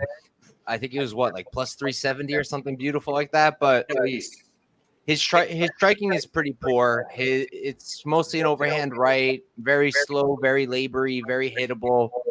Wrestling is pretty good. The dude I think he grew up in Russia, or he at least has been training and fighting in Russia pretty much his entire career. He's a good wrestler, decent control. Brzeski did a good job getting back up, but there's a difference, in my opinion, between Brzeski, who you see immediately scooting to the fence, trying to get back up, actually doing things to get it back up on his feet, and Tafa, who I think his first layer of takedown defense is actually decent, but if you get him on the ground, he just can't get back up. He just doesn't really have the ability to stand up. So for me, and obviously I think it's pretty easy to see that Tafa is a better striker than Walker, probably more likely for a knockout. When I have a close fight like this that's binary, I tend to lean with the wrestler. I do think Walker he only really needs one takedown around, in my opinion. Damage versus control, you can argue it all you want, but if Tafa lands one strike, it's not going to matter. Even if it was a great punch, it won't matter. So I think Walker wins. I didn't really want to bet him. I have the over parlayed. I took the over 1.5, parlayed it with Impa. If Impa dies, he dies. Hopefully not, but we'll see what happens. I took the over because with the over, I feel a little bit better because I feel like Walker, if he wins, it's probably a decision through grappling. And this way I'm covered if that happens. If he's able to do what I think he's going to do, I'm going to hit that over. And if Tafa is able to defend, keep it up on the feet for a decent amount of time at least, I think he's more likely to get a knockout later, and I don't have to sweat it because the over will already be done. So I can lose if Tafa knocks him out early or if Walker knocks him out early, but I feel pretty decent about the over. Hey, fair enough. And Johnny Newquist brings up a point. Walker looks like he's in much better shape than he was in his previous fight. Like, dude looks bodied up. So yeah, either he's been hitting the juice or he's been hitting the gym. One of the two, or probably both, but who knows? Jake, what do you think about this fight? So I was kind of I was back and forth on this because Mike brought up a lot of great points. It's when Junior Tafa gets taken down and he gets flattened on his back, it's like he's lost. He doesn't understand. I don't think he understands how to get back to his feet. He's not even trying to put his feet on hips. He's not even trying to, shrimp. He's not trying to hip escape. He's not trying to do anything. So that worries me. But I think that Walter Walker, I think he's kind of getting the start a little bit. I think we'd be lying if he, Johnny Walker being his brother. I think that definitely helps. He's green in the UFC, but he's had some experience before. He fought a guy that I've actually met before, Alex Nicholson, and he got the W over him. So I watched that fight, and I think Walter Walker's got good grappling, and I think if he's able to just control Junior Tafa, I think he, maybe he's able to, get Tafa out of there, but I do think Junior Tafa is going to come back with a point to prove. I think that, in the last fight, he had to step in on, what was that, like a day notice for his brother. Rogerio de Lima is a big physical guy. He's got those wild calf kicks. I think that he's got some decent striking. I was actually kind of surprised, to be honest with you. I know it was on short notice, but I was kind of surprised that Tafa got bullied around by Rogerio de Lima, considering, Tafa's background. But I think overall, I'm going Junior Tafa, and I think I'm picking him to win. And with, picking him to win, I think he's got to get it done early. So I'm going to go a first round knockout because the longer it plays out, I think Walter's going to be able to secure those takedowns and win on the judges' scorecards. Yeah, it's kind of like you guys said. This is a very much a polarizing striker versus grappler. Whoever's area of the fight this takes place is who's going to be winning. Another thing that is interesting in this one is it's definitely a case where you could be made for the striker versus grappler being the damage versus control. For me, even if Walker controls Tafa for 3 minutes after getting his face boxed in, like, does he win the round? Probably, but maybe not, because it's something that we don't know for sure. Especially, we don't know what the judges are gonna be like in Perth. We haven't been to Perth in a long time, so to know how that's gonna go is hard. But my buddy was actually making fun of me for this a little bit earlier, like in like a good way, because he watched my video and he was like, dude, I love your reasoning for picking Tafa in your video. And it was because, like, I was looking at this fight and I'm like, I just don't want to pick either of these guys or whatever. But then when I read my notes back on the Walker versus Brzeski fight, it was really close split, fade both in the future. So I picked Tafa to win, but not with any confidence. Like, you can't be confident in this fight. It's so hard to like know, like, because Walker can't strike at all. It's so bad. He's so uncoordinated on the feet. Like, he doesn't even know where his body is in space when he's striking. It's horrible. Like I think, like, if you had this guy hitting a heavy bag, it would look bad, which is pretty rough. So yeah, I mean, I'm going to take Tafa, but like, I don't feel good about it. Like, I'm not going to bet him. I do like the over 1.5 though. And even if Tafa wins, I think it'd be a thing. Like, the fight starts on the feet every round. What do we think is possible? I think maybe Walker takes him down in the first round and lays on him, but he's tired. And Tafa's on the feet, Walker's tired, and all of a sudden those takedowns are a little tougher. And Tafa starts beating him up in the second round, early third rounds when he knocks him out, because it's a 1.5 round line. So I can see the over hitting. I love overs in heavyweight fights, because outside of the top 5 anyway, because they hit at a really, really high clip. So yeah, I'll take Tafa, and I think he's going to get a third round knockout, because I think what's going to happen is Walker's too tired after shooting takedowns for the first 2 rounds to like just immediately shoot a takedown, and Tafa just clubs him, and that's the end of that. But I got a quick question. What do you guys think about the whole narrative now of, you know, we saw Mikhaev claimed that he was told he shouldn't grapple, right? Now, I know for a fact that's not the reason he got cut, but I also kind of believe he got told that, because then Carl Williams came out and said that he got told that, and apparently Alenkar got told the same thing. So, I mean, I don't know if it's actually happening, but like, it's something I'm starting to get concerned about. Okay, so I'm glad you brought that. I was going to actually bring that up, but then Kendra's cat distracted me, and I forgot about the fact that I was going to bring it up. But okay, I wasn't thinking it was like a real thing. But dude, even Safdie mentioned it on his show this week, and I was like, man, if he's buying into it, I'm starting to think maybe it's like a thing, because he's usually pretty like cut and dry with his stuff. Why would Carl Williams say that if it wasn't true? It makes, I mean, why else would Carl Williams fight like a freaking moron? Like, Yeah. It was his fight to win, and he just fought like he had like a 45 IQ. He's never had a bad fight IQ before. Never. And then he made everybody that picked him look dumb, and it was like, oh, maybe the UFC made everybody that picked him look dumb. If that's the case, and Walker's not shooting takedowns, that man is going to get beat so freaking bad. He's cooked. He's so bad. Yeah. So, like, in this fight, maybe I hope that is true. But in general, I hope that it's not, because I think that's a bad thing for the sport. I think it's horrible. Terrible. It's plus, like, I mean, the best fighter should be winning. You know what I mean? Let's see. Dana was pretty mad about 7 straight decisions at 304. But here's the thing, though. Like, you can be mad about it all you want, but dude, it's just sometimes that's the way the fights are going to go. Sometimes you're going to get all finishes, and sometimes you're not. It's just the way that it's going to go. Like, if you want more finishes, I mean, make them fights to the death, whatever. I mean, be like Joe Pyfer. Yeah, there you go. Put Joe Pyfer in there in every fight, you know. Like, but what do you guys think? Like, do you think that there is something to that? Because to me, it sounds like this argument might have some legs. You can go, Jake. You can go.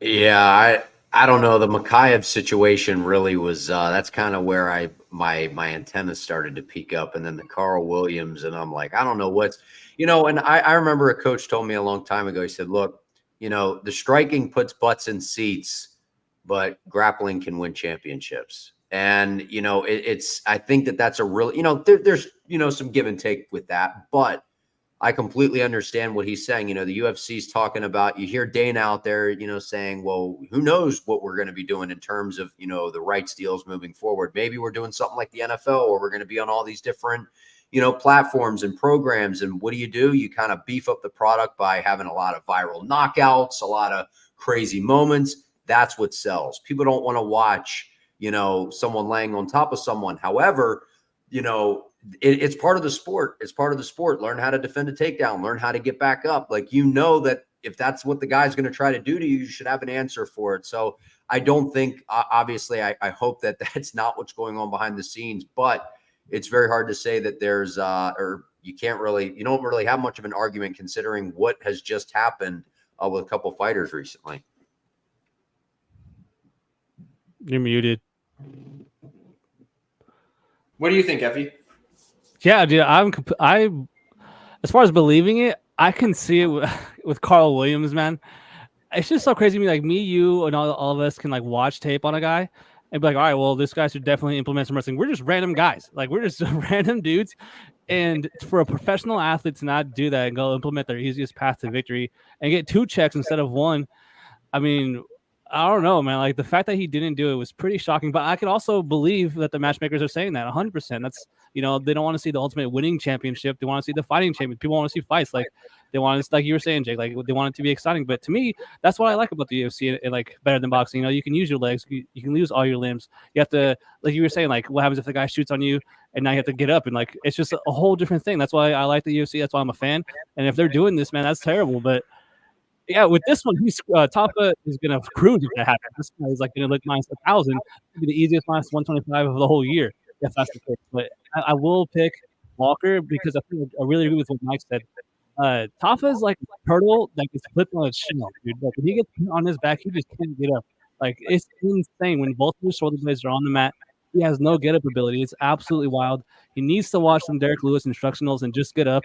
It's wild to me, but I'm going with Walker here, my first underdog of the card. But yeah, that whole thing with the wrestling, that could really screw him. And Tafa could look like the easiest lock of the year for sure. So yeah, Tafa would definitely look like minus 1,000 in a pure striking matchup here. And something to point out, like Eric said, he was in response to Johnny News talking about the 7 straight decisions and Dana being hot. That's definitely on the matchmakers there. Like, that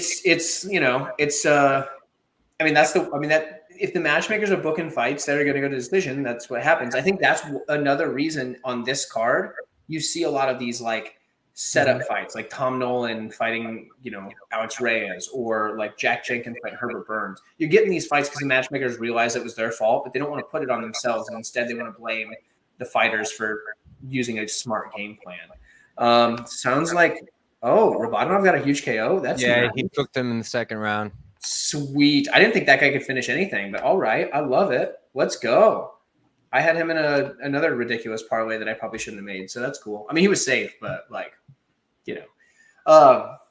but yeah, so like, if something I definitely have to like think about is I'm a wrestler at heart. Like, that's my favorite style of fighting, which drives people crazy because like they hate that. But like, dude, there's something about just shooting in. I know it's taboo, but I'll shoot a head outside single, get that single leg. I don't care if they're going to try to guillotine me. Guillotines don't work. And if you think you can guillotine me, let's do it. I would love to see it. Maybe you can get me, but I haven't had anybody get me yet. At least not for like years. But so anyway, you get the head outside single, you get the takedown, you leg lace them after that, and then you got them down and you can maul them. I mean, Habib did this forever and it works great. It still works to this day. You leg lace the sucker and you start ground and pounding his face in until he turns over and gives up his back and you choke him out. I love that style, and a lot of people don't. But if the UFC is going to start telling their fighters that they don't want them to grapple and stuff, like, all of a sudden, like, the UFC isn't really it for me anymore. I might have to start watching more PFL, which sucks because they take like 45 minutes between fights. Yeah. Or like, I'll have to go watch Ryzen. Like, I actually love watching Ryzen. Ryzen's pretty sick. So PFL could be sick if they just put Don Davis in the back seat. Like, that guy needs to stop. Like, Don Davis is such a weirdo, dude. Like, I've been saying this since the beginning. Everybody was like, "Oh, he's a breath of fresh air." Don Davis is a creep and a weirdo. Have they ever addressed the pacing? Like, has anyone ever been like, "Hey, what's up with this?" He talked about it once because I don't know if you guys know Pierce. He's in the space too, but he actually asked him that question once in a post-fight presser. And he said he had a decent argument. He was like, a lot of the eyeballs here are new. We're trying to show them the narrative of PFL and introduce them to this because it is very different. And I get it to an extent, but the pacing is so bad. But that's not even my issue with him. My issue with him is you have a stacked roster now that you bought Bellator. You have a lot of really good fighters that you can make matches for. Yet what advertisements am I getting on freaking Twitter? John Jones, who you don't have on your roster, who you will never make a fight for. You're advertising me a picture of John Jones and Francis Ngannou while Cyborg is still waiting for a fight. Ngannou wasn't signed at the time. This is just crazy. It's absurd. Yeah, they their whole concept of how to run a promotion is like if you just let somebody that doesn't know anything run it. And I don't know anything, but they're not drawing in enough new eyes. Who watches PFL outside of the hardcores? Nobody. Unless their buddies fighting on the card. That's about it. Most people call MMA UFC. They do. Yeah. They don't call it PFL. I train UFC. Dude, I train UFC, bro. Oh, okay. So yeah, I'm gonna have to switch over to PFL though. If that's the case, if UFC starts being we don't want anybody shooting takedowns and stuff, dude, it's MMA. I don't want to see boxing or kickboxing. I would watch those things. I want to see guys get taken down and their head smashed into the canvas. I want to see that. Or I want to see somebody get choked out, arms broken, legs snapped, whatever. There's nothing more exciting to me than watching somebody just get ragdolled on the ground and they're just when they get back up, they just feel wow, I don't know what just happened to me, but it wasn't pretty. That's it's also awesome. sick when strikers start hitting scrambles, defend stick takedowns, like Poirier against Islam. That was a sick fight because Poirier made it mad good by defending things, hitting those scrambles. Makes it way more fun, in my opinion. Oh, when someone doesn't tap, dude, and just goes out like Agapova against Robertson, Jingliang, and just foaming. It's whoa. I mean, I don't know if you guys watch. I don't know how much regionals you guys watch, but Shannon Clark, she's fighting on the Contender Series soon. I think it was LFA or something. She was fighting that girl, and she hit her with the bulldog choke, the headlock, whatever. And she kept choking her because obviously she's gonna do it till the ref calls it or she taps. The girl went out. Ref didn't see it, and this girl looks like she's dead. She peed herself in the octagon. Oh, dang! Yeah, she was. It was insane. That was insane. Real quick, I think we're getting some echo. Something that can help that is if you go to your settings on the StreamYard quick, and if you go to audio, there should be an echo cancellation button. Make sure you have that on. I don't know. I don't think it's me, but it could be me. But I don't think it's me. There's a reduce mic background noise button. Yeah, there should be two. There should be. My guess is it might be Jake because I've done shows with Effie before and this hasn't happened, but it could be Effie or it could be you, Tyler. I don't know. But it's not me. I hope it's not me, but I have all those turned on. Okay. Yeah, I don't know. I don't hear it now. There we go. Yeah, now it's okay. We'll see. Mic check. There we go. And it's been going off and on, so I don't know. It might just start again. It might be. I don't know. Who knows? Either way. Man, I gotta quit doing this. What fight are we on? We're on Prates Leach. Oh yes. Okay. Who started last time? I did. It's Jake's turn. Okay, perfect. Glad you're here, Couch, because I would have screwed this up. Also, real quick, actually, Green King, shout out to you for checking this out. Thank you for being here. I appreciate you. And definitely looking forward to the yes, I will have it on the in fact, I've already got my videos recorded. I'm gonna upload them tonight. I'll probably make them public after the fights tomorrow because if I do it before, nobody's gonna watch them and it's gonna hurt the algorithm. So, all that good stuff. Yeah, just in time, bro. That's what I'm talking about. All right, Jake, go ahead and kick off the Jingliang and Prates fight. What do you think? Who wins and how?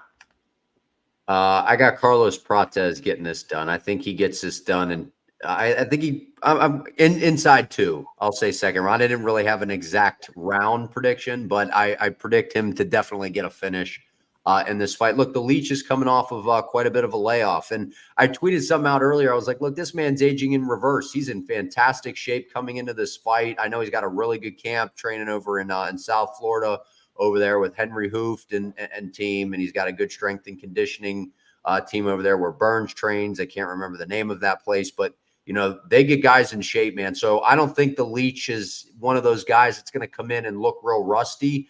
But I do think that we've seen this before where Nate Diaz took a few years off and he came back against Anthony Pettis and he looked a little frantic in the beginning, a little like nervous kind of energy. And I think that we might see something like that from the Leech because he loves to just kind of come forward and start letting some things fly.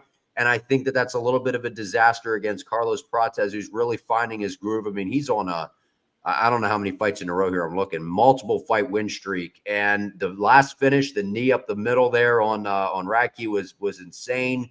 He's got a good left hand down the middle, good tie skills. I like watching the guy fight. I think he's able to get it done inside too.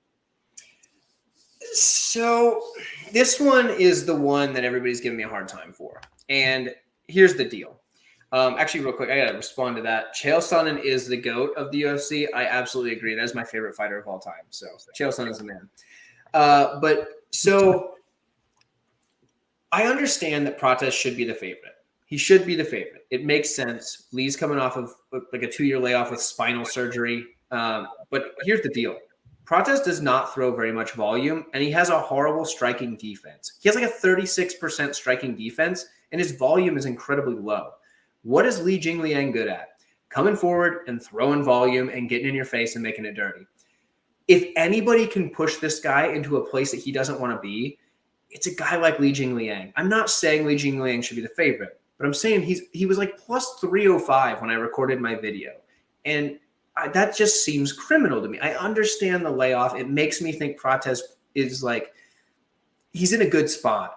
But Li Jingliang is a massive step up in competition for who he's been fighting so far. And it's not, and like, yes, he's looked really good in his finishes, but if you watch his fights as a whole, he hasn't looked amazing throughout the whole fight.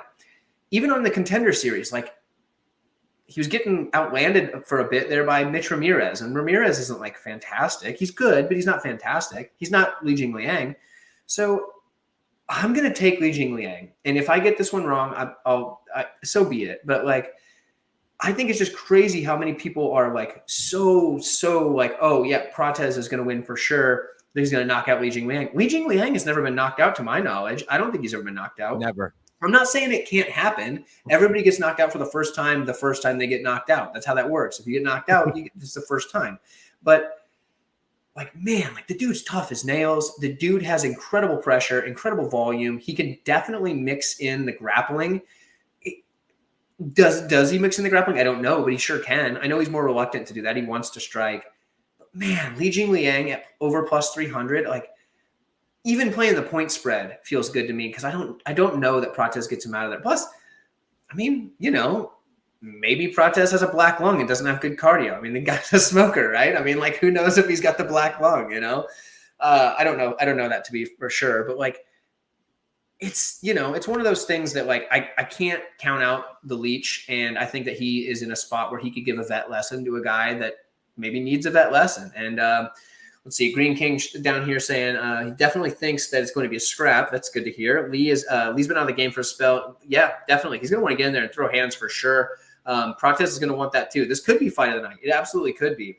And I think even in a loss, like if Li Jingliang takes a round off Prates and like looks pretty good, it's going to say that, okay, the Leech is not washed up after that, after that time. And maybe Prates is better than I'm giving him credit for.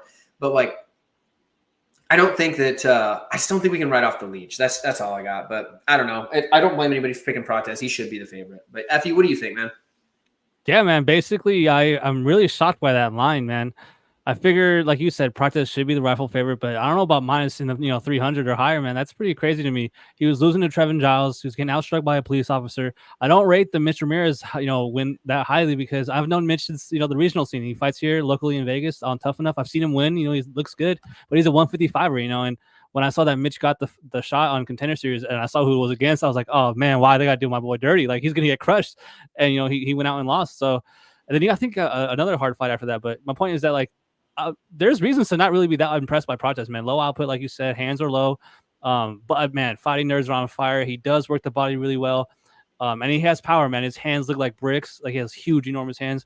And he's a young prospect. He's like the new flavor in town and everything. But like the Leech, like you said, is the more proven guy, has way more output. He's going to be going forward. He's a junkyard dog, but he does have that big red flag of the surgery and the layoff. So it's just one of those weird fights where I do think that Prates should win. I think he will win. I'm picking Prates. I'm actually going with the decision in this one. And yeah, man, I see Leach making it closer than that line indicates. But who knows? Maybe he gets out finished, like you said, for the first time ever. I think he hasn't been knocked down in 6 years. So Right. we'll see, man. We'll see. I'm going Prates decision. Fair enough. Mike, what do you think? I think you do a lot worse than Leach at plus 300. I think there's a really strong argument there where the line should be much, much closer than it is now. I mean, the Leach is going to have better output, might even have the better boxing out of the two of them. Mm-hmm. I ended up going with Prates as a pick just because I think that if someone gets a finish, I lean towards him. I do think that while Leach has never been knocked out, Prates goes crazy to that body. And has the Leach really taken that kind of punishment to the body? Do we know that he can take it? I mean, I'm sure he can take it to an extent, but some of those shots, I don't know if he can. So I wouldn't be shocked if Prates got him a little bit later. I think he can win the minutes. I think that he is a sniper. He has that aura, the aura. The aura guys just can't lose. My favorite word. But no, real talk. How I ended up taking it was I did Prates round 3 decision at plus 155. I played that for a unit. I think that if a finish comes, it's going to be later. I wouldn't be shocked if it's round 2, but I think it's going to come later if it does happen. And if not, I think it's going to be a damage-based decision in a close fight. But I definitely thought about the Leach at plus 300, and I can't blame anyone for taking him. It's a big step up in comp and a clear advantage in the output. And I think the hands, he has better, just straight hands. I think he has better hands as well. One question I want to ask you guys is how surprised would you all be if the Leach actually knocked out Prates? Not that surprised. Out of 10, probably like 6. Not crazy, but a little bit. Because like the Leach has power, and if I'm remembering correct, Prates has been knocked out twice. Yeah, but it was so long ago. It was so long ago, but I'm just saying, like, the guy's shown that he can be knocked out. So hands are low. I mean, like, if anybody can do it, like, I could see the Leach coming back after 2 years. I mean, I'm not saying it's like a hometown fight for him, but China's a whole lot closer to Australia than Brazil, so we're gonna go a little bit. I'm just trying to make myself feel better, I think. Actually, if you want a contradictory shot, you know what I think is interesting on this one? What's that? Prates sub. Dude, that'd be crazy. Lee's sub defense is just not it. It's not and very Prates low key, his grappling is actually pretty decent. Like if he's facing a Russian grappler, like he has, like his I think last decision loss or second to last decision loss, he fought this Russian dude. Okay, but even then, I'm pretty sure he took the dude's back. Like the guy's grappling is pretty solid. Not offensively, he's not going to shoot takedowns. No. But if it's on the ground, he's got a decent sub game. And the numbers I'm looking at right now, plus 1,200. I mean, that's a wild shot. That is a wild shot. Yeah, I don't think you can get me on that one. I would actually take what, 4 Alex times, Reyes. 5 times? You what? Leash has been subbed what, 4 or 5 times? Yeah, the only thing is I just don't think Prates is going to try for a sub. I think if he's taken down, his concern is going to be get back to his feet. But I don't know. Like I would be less surprised about Alex Reyes getting a sub than I would be about Prates getting the sub, to be honest. And the line's better for Reyes. But we can move on. We've all broken this one down, and I'm just if I get any fight right, I hope it's that one. If I get every other pick wrong, I will be so happy that I got that one right, just because that's the one everybody's been drilling me on. But we move on. We've got Tuivasa versus Biggie Boy Jairzinho Rozenstruik. I think I am starting this one off. So I hate this fight. I hate it. Heavyweight fights are so tough to call outside of the top 5, and it's because there's a big chance they don't do anything. And there's also a chance that anybody just gets knocked out at any point. But like, it's also a pretty good chance it's not even going to be that fun before somebody gets knocked out. So I don't really like heavyweight fights often outside of the top 5, with the exception of a few in there. But usually those are light heavyweights that are just fighting at a higher weight class. I've got to go with Jairzinho for the simple fact that I just don't think Tuivasa is really doing it anymore. Like he just doesn't seem like he's maybe he's never been all in and he just like still hits pretty hard. But like I think if Tuivasa can actually back up Jairzinho up to the cage, his clinch work against the cage is surprisingly fantastic, is Tuivasa's. And I think if he gets Jairzinho up against the cage, I think Jairzinho is in a world of trouble. However, I don't think we're getting that. I think Jairzinho is going to work the jab. He's got a nice power jab. Like he's going to use that to keep Tuivasa at bay in the first round. And I think late second round, he's probably going to get a knockout because at that point, Tuivasa is going to get frustrated. And when Tuivasa finally gets frustrated after, a little over a round and a half into the second round, he's like, man, I'm down 2 rounds after getting power jabbed. I need to go finish this guy. And he's going to try and go out there, and that's when he's going to get finished himself. Johnny News says Rozenstruik KO is at minus 150. I don't mind it. I think he gets a late second round knockout. I don't know if I'd play it, but I do think that's how it goes. I think he gets the knockout probably at the end of round 2. But yeah, like I just can't back Tuivasa anymore. I like Tuivasa. He's fun. I hate shoeys. I think if there's anything I could dislike Tuivasa for, it's the popularity of the shoey in the MMA community. I think that's a horrible thing, but that's just me. I'm just a hater on fun, I think. But Let's do a shoey on this fight, Tower. You what? Let's do a shoey on this fight. No, I will not do a shoey. Plus, I don't drink, so like I would never do a shoey. Oh, you're so lame. Okay, dude. Like I'm such a dork. Like I'm gonna look. So, do you guys remember? Are you guys old enough to remember those Above the Influence commercials? Nobody's old. Okay, then I won't even tell the story. Don't worry about it. All right, you guys are so young. You guys are just dude's pretending like he's 40 years old. You're what? I'd turn the channel. I'd change the channel. I'm 32. You what? I'd change the channel. Yeah, I bet you did. Yeah. Yeah, dude. Like those were like so pop. Like those were like all over when I was in like middle school and like early high school. But yeah, I mean that was a long time ago, so we don't have to go into that. Effie, what do you think on this fight? Yeah, I'm going Rozenstruik in this fight, but like you were saying, it's like a super sketchy heavyweight fight. It's just so volatile, man. Like when you're getting in this type of fight, if you get into one wild exchange, I mean, we've seen Tai Tuivasa get hurt like by someone like Greg Hardy, and then finish Greg Hardy as he's coming in Russian. So like, even if you hurt Tai Tuivasa, you can get finished, going in Russian reckless. And all it takes is one crazy exchange, and Tai can land something and really change the path of the fight. But it's been forever, man. This guy's fallen on tough times, taking a ton of damage. And I do think that Rozenstruik is the cleaner striker. He's pretty quick, man. I like the speed. But Ty's bigger, man. In the clinch, I really like what you said. He will work him in the clinch. I feel like he will be the bigger guy, pressing in the cage if he does, happen to find himself in the clinch. But it's just one of those things where in the fight like that, you would think you would want to take the plus money, because any one exchange could end the fight. But I do like that over plus 1.5. I can see this being boring, like Tyler said. But I'm going to go Rozenstruik in this fight. But I don't know. I don't feel comfortable playing the juice. Rather play the KO. But yeah, man, I'm going Rozenstruik in this fight. Super volatile heavyweight fight for me. That's funny that the over 1.5 is plus money when I bet the over 1.5 in Tuivasa versus Volkov and it hit, which by like 2 seconds, but it hit. That was the sweatiest over I think I've ever bet in my life. But they're giving it a plus money again. I don't mind it. Green King's onto it there. Mike, what do you think on this fight? Talking about sweatiest overs, I just had on the Contender Series, I had that Georgian fella and Lopez over 1.5, I think. Yeah. I was sweating it, bro. That one was stressful. I bet that was because it hit by like a little, but also you saw Lopez get dropped. Yeah, during the first round, I thought I was clipped. Once the second round started, I felt decent. But for this fight, I just think it's too volatile not to bet Tuivasa at better than plus 200. It's currently sitting at plus 212. I'm going to let it ride. I'm not in a rush. Like, if I end up with no bet on Tai, that'll be fine too, because I do think Rozenstruik is the cleaner striker after all. But at the end of the day, for me, I never liked the guy for a reason. I just don't like betting on low output counter strikers, and that's exactly what Rozenstruik is. Unfortunately, this is the perfect fight for a low output counter striker because you got a guy in Tai who's going to do all the work for you and come right to your face. So Rozenstruik's going to get the fight that he wants, but at the end of the day, he's also not really going to have the space to work. He's not going to have the space to use those straight strikes that he likes to use. And Tai could put him on the fence. Tai can hurt him there. It took Tai one elbow to cut up Marcin Tybura, 2 elbows. It was literally 1 or 2 hits, and the dude was bleeding.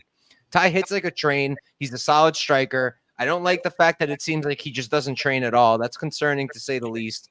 But again, it's such a volatile fight at heavyweight with 2 guys who hit really hard and 2 guys who don't have the best chin. So I'd rather take the guy who's plus 212 and who I think hits a little bit harder. So for me, it's tie, but we'll see if I end up playing it or not. Yeah, I get that. I don't blame anybody for wanting to play top. Plus, he's more as like in a win, he's more fun. So I get that. Jake, what do you think, man? This one, if I was a betting man, this is one where I'm like, I don't know what the hell to do here because, stylistically, when I get into the X's and O's of it, look, Tai Tuivasa, it hasn't looked great over the past few fights, but the dude's fun. He's a fun personality. He's aggressive, and at heavyweight, it only takes one shot. He's aggressive, biggie boy kind of we've seen guys go in there and come after him, and they can back him up along the fence. Now, I know that Francis Ngannou was kind of the, when you look at that, it's like, well, that's Francis, right? Tai Tuivasa is not Francis, but I think Ty's got some pretty good boxing. But man, when I'm watching, I know that this is, sparring, and you never know kind of the full picture and the full story. I'm watching Poatan spar with Tai Tuivasa, watching the boxing sparring, and I'm watching that jab land, pop his head back time and time again. And I'm looking at that, and I'm like, Jairzinho's going to tee him up, man. He's just going to tee him up. And Biggie Boy's been in there. He's a former kickboxer. It's another routine day for him if all you're going to do is just stand in front of him, unless you're offering nuclear power, which Ty kind of does, right? I mean, he's got some good leg kicks of his own, but he winds up on him. I think Biggie Boy's going to get out of the way, and I think he's going to make Ty pay every time he loads up on things. Greg Hardy, that was a fun fight with Ty, but Jairzinho is not going to give him that opportunity. I think he's going to fight behind the jab. And we saw Jairzinho's last fight against Shamil Gaziev. Shamil's kind of I don't want to say a scary matchup, but that's kind of an annoying fight to prepare for because Shamil's going to stand in front of you. He's going to kind of box with it, then shoot for a takedown. So you're kind of always on the edge of your seat, where with Ty, you don't really have to worry about that. And I think that Biggie Boy is going to kind of mix it up on him, fight behind the jab. I think he kind of picks him apart. But the reason I wouldn't bet on this one is because Ty has a great equalizer. That's exactly right. It's somebody in a fight like this, like somebody can be winning the whole time, and then just like one, and it doesn't even have to be a good shot. One just like wild swing of an arm can knock somebody out at this. So yeah, I definitely wouldn't blame anybody for passing on this one. In fact, I'm passing on this one. So real quick, Mike, what do you have for an update on PFL? Anything going on? Is Wilkinson fighting yet? So, he's walking out now. They've been taking their sweet time. They just had Renan Ferreira in the octagon all by himself talking about the Ngannou fight for like 10 minutes. So he's just now walking out. Oh, my God. I'm watching. He just got in the cage. He's bouncing now. That's brutal. Real quick, let's see. Joshua's hopping in here. Who do we pick? Unanimously, we all picked Canan song. So pretty confidently for most of us. So actually for all of us, I think. But yeah, okay. So PFL is taking their sweet time. I was wondering because I'm like refreshing the page, looking at it, and that's actually okay. So let's give a little thing here. So something interesting. Canan Ferreira is going to be fighting Francis Ngannou. Was it like October or something like that? Yeah. I was talking with one of my buddies earlier today. In fact, it was Josh that was in the chat, first guy in the chat earlier. Not the Josh that just jumped in, but the other one. And I think Ferreira's going to knock him out. I think he's going to knock out Francis. I think Francis is going to be just a little bit off after not doing MMA for ages, and I think he's going to get caught. And that's it. I think people only think Ferreira even has a chance because they watched the Anthony Joshua fight, and they're like, "Oh, you see that? He got knocked out." So, bro, Anthony Joshua is one of the best boxers alive right now at heavyweight, and Renan Ferreira is a physical specimen. Yes. He's not technical. Can he catch Ngannou? 100% he can catch Ngannou, but like the odds are probably pretty accurate. Yeah, I mean, I'm not saying the odds aren't accurate, but I think he can clip him. I'm not going to bet that fight at all. It's another thing. It's kind of like the Tuivasa Rozenstruik fight. I'm not going to bet it. Like, I think Rozenstruik's the better fighter, but Tuivasa could knock him dead at any minute. I think Francis Ngannou's the better fighter.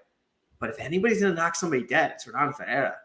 But speaking of that, so one of the guys on the Contender Series this week actually has it's a no contest now. But has a win. What's that? Rizvan? Yep. He's got a win over Renan Ferreira. It was overturned because the dude popped for all the juice. But, like Eric said, here you go. It's worth a sprinkle. I don't mind it. Like the knockout prop on Hanan. I probably won't play it. I'm probably just going to say, like, I think it's going to happen. But, either way. But, yeah, dude. So, like, I mean, it's interesting there. Juice Heads can beat him, so I don't know. Who knows? But whatever. We can move on. Where are we at? Everybody already gave the breakdown for this one. Sick. Okay. Let's see. Jake started, so that means it's wait. Jake started last. That's me. No, you went. Now it's Effie's turn. Oh, it's Effie's turn. Good. Okay, Okay, Gamrot Hooker. Gamrot Hooker. That's right. Okay. We're on Dan. Yeah, clearly I'm not paying attention. I'm just hanging out, guys. We're just hanging out. Like, usually I'm the guy who doesn't know where we're at, and you're the one fixing me. Dude, usually I am. I'm like all over the place right now. I got bets on PFL. I got bets on the Craig Jones Invitational. Like, dude. I gotta get as confused as you are. Hold on. There's a guy on Craig Jones Invitational who just got elbowed in the head, and they're like shaving parts of his hair off so they can get to the cut. Wait, is it Gabby today? It's happening right now. Yeah. Was it like intentional or unintentional? No, it was just like an elbow caught him in a scramble. But now they are stopping the match to cut his hair and like get to it. Dude, did you see earlier the Pat Downey versus Luke Rockhold? Yeah, like, yeah. They kind of like were sort of wanting to strike with each other. Yeah, it was getting a little chippy at the end, but Luke Rockhold got absolutely embarrassed. That was crazy. Dude, he did. I was happy to see that. Luke Rockhold. He got picked up and dumped. What that happened? Was awesome. Luke Rockhold had Pat Downey. Yeah, they had a grappling match, and he got 10-8'd, bro, like 3 times. Yeah, Pat Downey wrecked him. Why would ran through him? That? That's so weird. Yeah, you go back and watch it. It's pretty embarrassing. Like Luke Rockhold just like literally sat down, and the ref was like, "Dude, you got to like get up," like a couple of times. Like it's one thing if you're like going for something. He just sat down because he was totally just wiped. It was crazy. Brutal. Okay, but now Effie, actually break down this fight. Here we go. Yeah. So, man, I'm just have a terrible feeling Gamrot's about to get slipped, dude. He's a huge favorite here. He gets hurt all the time. Dan Hooker looks in good shape and everything, but then I hate picking or betting a guy where the path to lose, is so obvious. Like the takedowns, the control. I'm gonna pick Gamrot sub here. I think he gets a Kimura at some point in this fight. But one thing I like about going for Dan Hooker is he's with Frank Hickman. Frank had Alex training with Craig Jones and them. Well, obviously with Frank too, but like for Islam. And they've had to deal with like suffocating wrestlers quite a bit recently. And that camp definitely knows how to deal with guys that want to control you, how to get up, how to break their hands, how to not get mounted. So like, I do think that he's going to be, well prepared, having that good wrestling coach, but I just can't get over the relentless takedowns from Gamrot. But it's going to be a tough scenario, man. Every round starts on the feet, and I feel like he's a huge favorite for the finishing ability I think that Hooker has on the feet, or even just damage, man. Like we were talking about how you just control the guy but not land a lot of damage. The guy that just lands at the end of the round could win the fight. So, man, I think that it's a huge line. I think the path's super obvious. Striker with grappler where the guy can't get knocked out shooting in. The knees up the middle from Dan Hooker are nice, but I'm going with Gamrot. I do think he gets the Kimura. I think he gets a side control pretty easy on Dan Hooker. Just because of the amount of times I do expect him to get taken down. But if Dan Hooker wins via knockout, I'm going to be so mad at myself for not picking him. But, yeah, I'm going Gamrot, Kimura round 2. Fair enough. Mike, what do you think? I played Hooker. I played him a little too early. Got a little too excited. Could have gotten him at plus 295. Got him at plus 240. It is what it is. I still felt that the line is wrong. Gamrot's elite. I bet on him constantly. He's a fantastic grappler. His control is terrible. He cannot control people. I don't know why. His grappling is really good, but it just doesn't have great control. His striking is fine, serviceable, not the best. Pretty damn chinny. He's getting knocked down in every single fight at this point in the last 5, like probably every single one of those. I actually want to know. Hold up. We're gonna go through this. It is, except for Fiziev, and Fiziev got RDA knocks him down. Fiziev, no, but we all know what happened there. Turner, Dariush, Arman, literally all of them, and then Guram in his first fight in the UFC. Awesome fight. Guram's the best. But I think that Hooker is very live for a knockout. I think Hooker is very live to win the moments on the feet. I think he can keep it on the feet, and then when he can't, I think he can get back up. His get-ups are pretty good. And again, I don't think Gamrot has great control. There's a reason you see the guy getting 10, 12, whatever it is, 20 takedowns in a fight. If a guy has really good control, they don't need that many takedowns. They're not going to have as many because they bring it to the ground and it's there. Gamrot doesn't have that control. And then if we want to bring in some narrative involved too, we were just talking about it, right? What if they're telling these guys in the back, yo, Gamrot, you want this title shot? You got to stop grappling, bro, because you're boring as hell. It's entirely in the picture. And even let's put that away. Like, okay, conspiracy theory aside, if we're just talking judging, right? Damage over control. Who's more likely to land damage here? It's going to be Hooker. I think he's got a a pretty significant striking edge. I think he's got the power edge. So for me at plus 240, it was a no-brainer. I think it's even less of a no-brainer at plus 295. Look, if we're just making picks, if we're just saying who wins this fight, just pick a winner. I mean, I'd lean Gamrot, sure, but not by this much. Like I would have had him at around minus 180, like 65%. At this, I think it's just too wide. Fair. Jake, what do you think? I mean, when you put it like that, Mike, I mean, if it was just on the feet, I mean, I got Dan Hooker all day long. I think that City Kickboxing, they have the answers for a lot of the grapplers. You know, obviously when it's a guy like Islam Makhachev, that's kind of the anomaly. But one thing I think with Mateusz Gamrot, he's been helping Dustin Poirier a lot, kind of get ready for some of his fights. And he trains at ATT. I know a guy that Dalton Rasta in Bellator. He's a middleweight. He trains over there with some of those guys. And Mateusz Gamrot, he's a very good wrestler. Now he does have some issues, holding people down and maintaining control. But I think that Dan Hooker, at times, when you are able to get a hold of him, you are able to take him down. And I think Dan, as the fights play out, he is a dog. Like there's no really getting rid of Dan Hooker unless you knock him out or unless you sub him. And I mean, he's as durable as they come. But Dan Hooker, unless it's that knee, he's not really starching anybody. So I think it's kind of an accumulation of damage when it comes to Hooker. So I could kind of see that happening.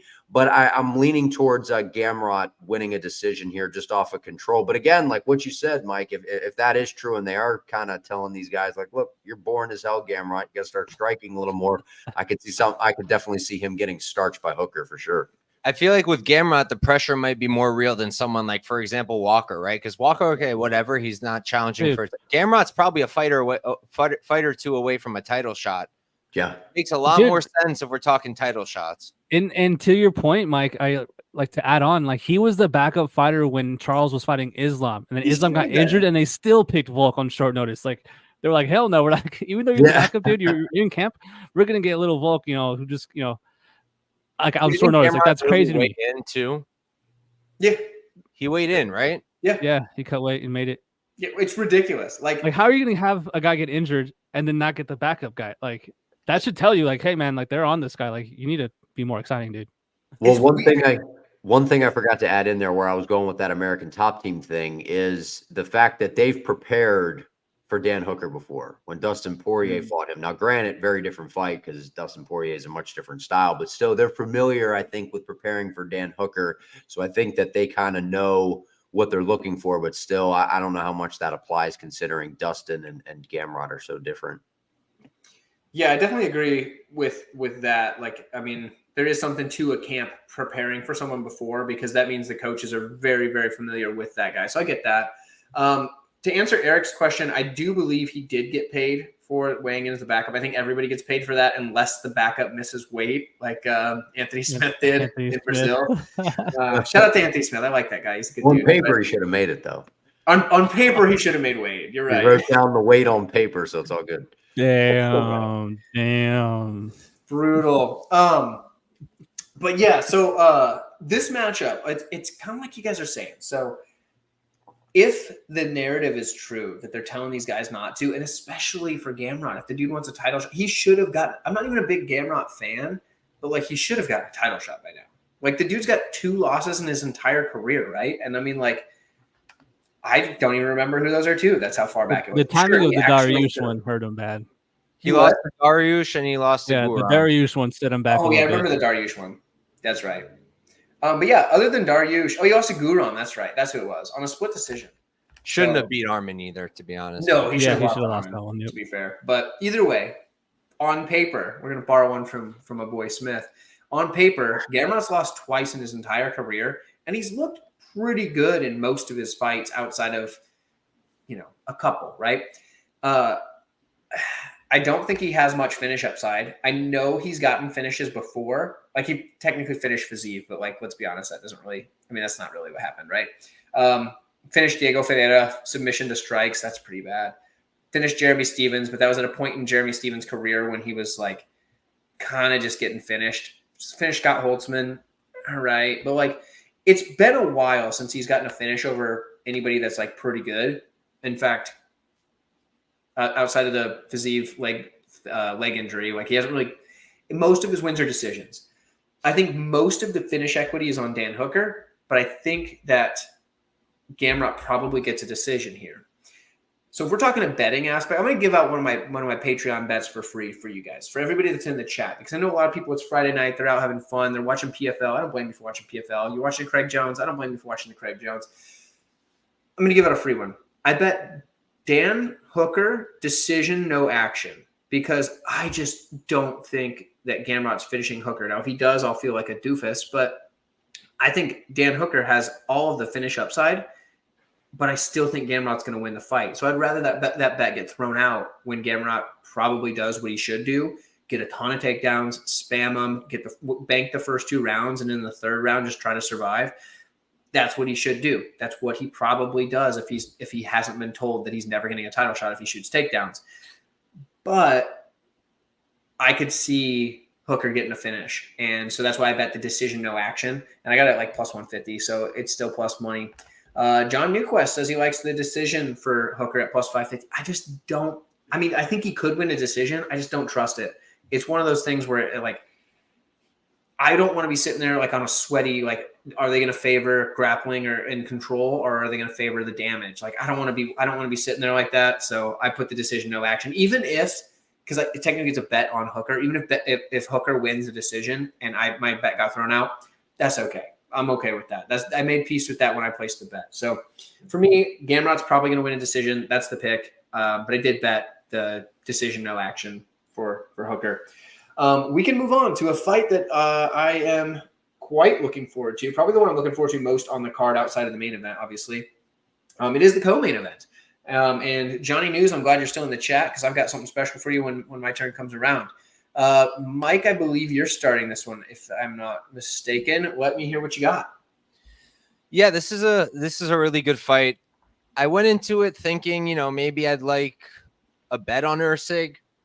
And after taping it, I think I'm just going to pass unless like something crazy happens with the line, because I think you can make a pretty solid argument for either guy. I kind of favor Erceg just from the pure idea that he might have a grappling upside out of the two of them. Like if it's not going one of their ways on the feet, like the one who can probably bring it to the ground is Erceg. He's got the wrestling for it and he's got good jiu-jitsu, but Kai is a fantastic counter grappler. I mean, we've known that for a while now since that Oscar fight. I mean, that was incredibly impressive the way he did that. And even outside of that fight, you can see like he does everything you want to see. Hand control, underhooks, the balance is there, the hips are there, looks for the cage, keeps his back to the cage. He does everything you want to see. So how much grappling success is Erceg really going to have? I don't think it's going to be a ton. And then if we're on the feet, does Erceg look minus 160? Is he covering 60%? I mean, maybe. He's a better boxer, but Kai is better at range, in my opinion. Kai has better defense. Kai has better movement. Erceg kind of stands tall, kind of flat-footed. So I don't know. I've been back and forth all week. Like I'll stick with Erceg just because of what I said. Like there's another path for him to win outside of just striking. But like Kai also, in my opinion, has a power edge too. So, and output probably. So yeah, I mean, I'm kind of talking myself onto Kai. I want like plus 170 or 80. I would do it. At that point, I'd play Kai. Oh, okay. Well, interesting. I don't mind that. That's interesting. The way you put it as like only minus one, or I mean plus 170 or plus 180, because like that wasn't too. I think it was at that point. It was there, but I hadn't taped it yet. Oh, okay, that makes sense. I try not to do that anymore unless like I already have a really good read on them. Like on regional, sometimes I'll remember them well enough because they fight pretty often. But no, I try to not do that anymore. I've lost a lot of money making those bets. Yep. Yeah, the only time you can do that is if it's like an auto fade type of thing. Like if you told me to like bet if I like it's immediately when the line dropped on Jack Jenkins over Herbert Burns, I would have done it. You know what I mean? Like that's an auto bet. Like if you can get a decent line. But Jake, what do you think?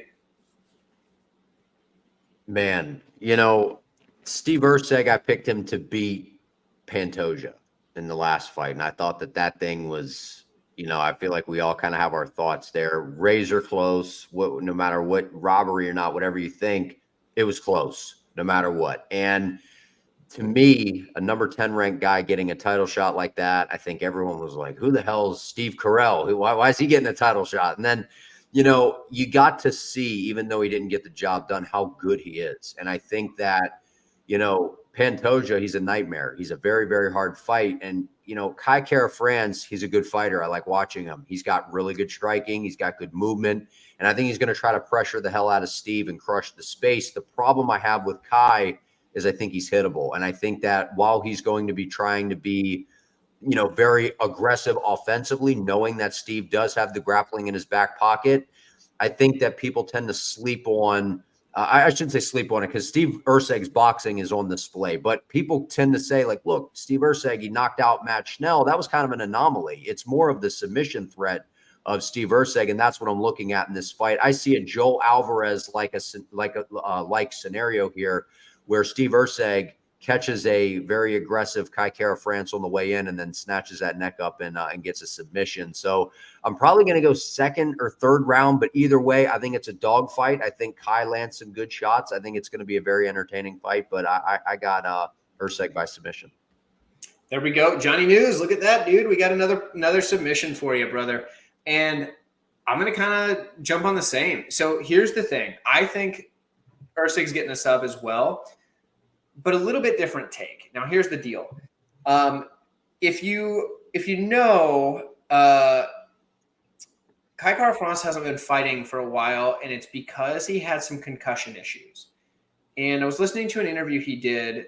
It might have been his media day interview. I could be wrong. I listened to a lot of interviews prior to this because you can get a lot out of those. You can also get a lot of bad information, but you can get a lot of really good information. And one of the things he said was that for a while there, the most physical activity he could do was just walk. He could only just walk.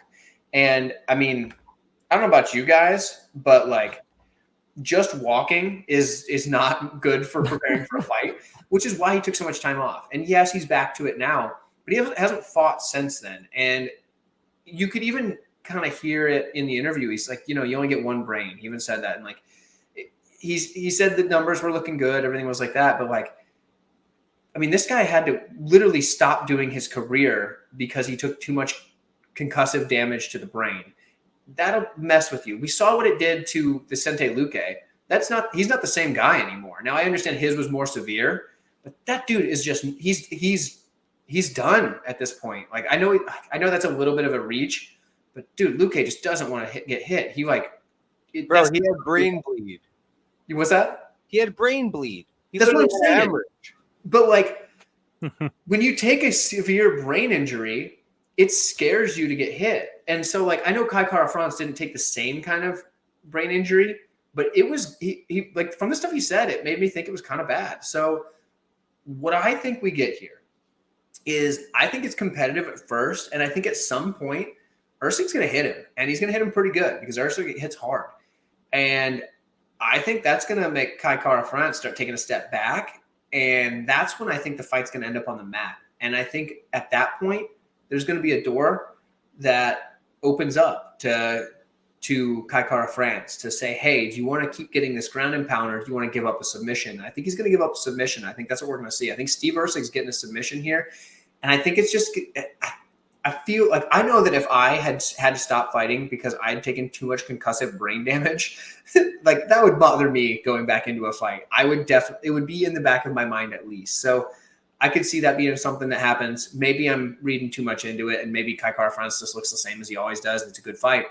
But I think that's what we get. Also, something that's interesting to me, and like kind of a precursor to the Contender Series coming up today, because I was finishing up my tape before recording my video on Cody Haddon. He fought Steve Erceg when they were both fairly early in their careers, so like a few years ago. That fight had the highest pace 3-round fight I might have ever seen. It was incredible. So like, and I don't think I'd watched that fight since Steve Erceg's debut in the UFC.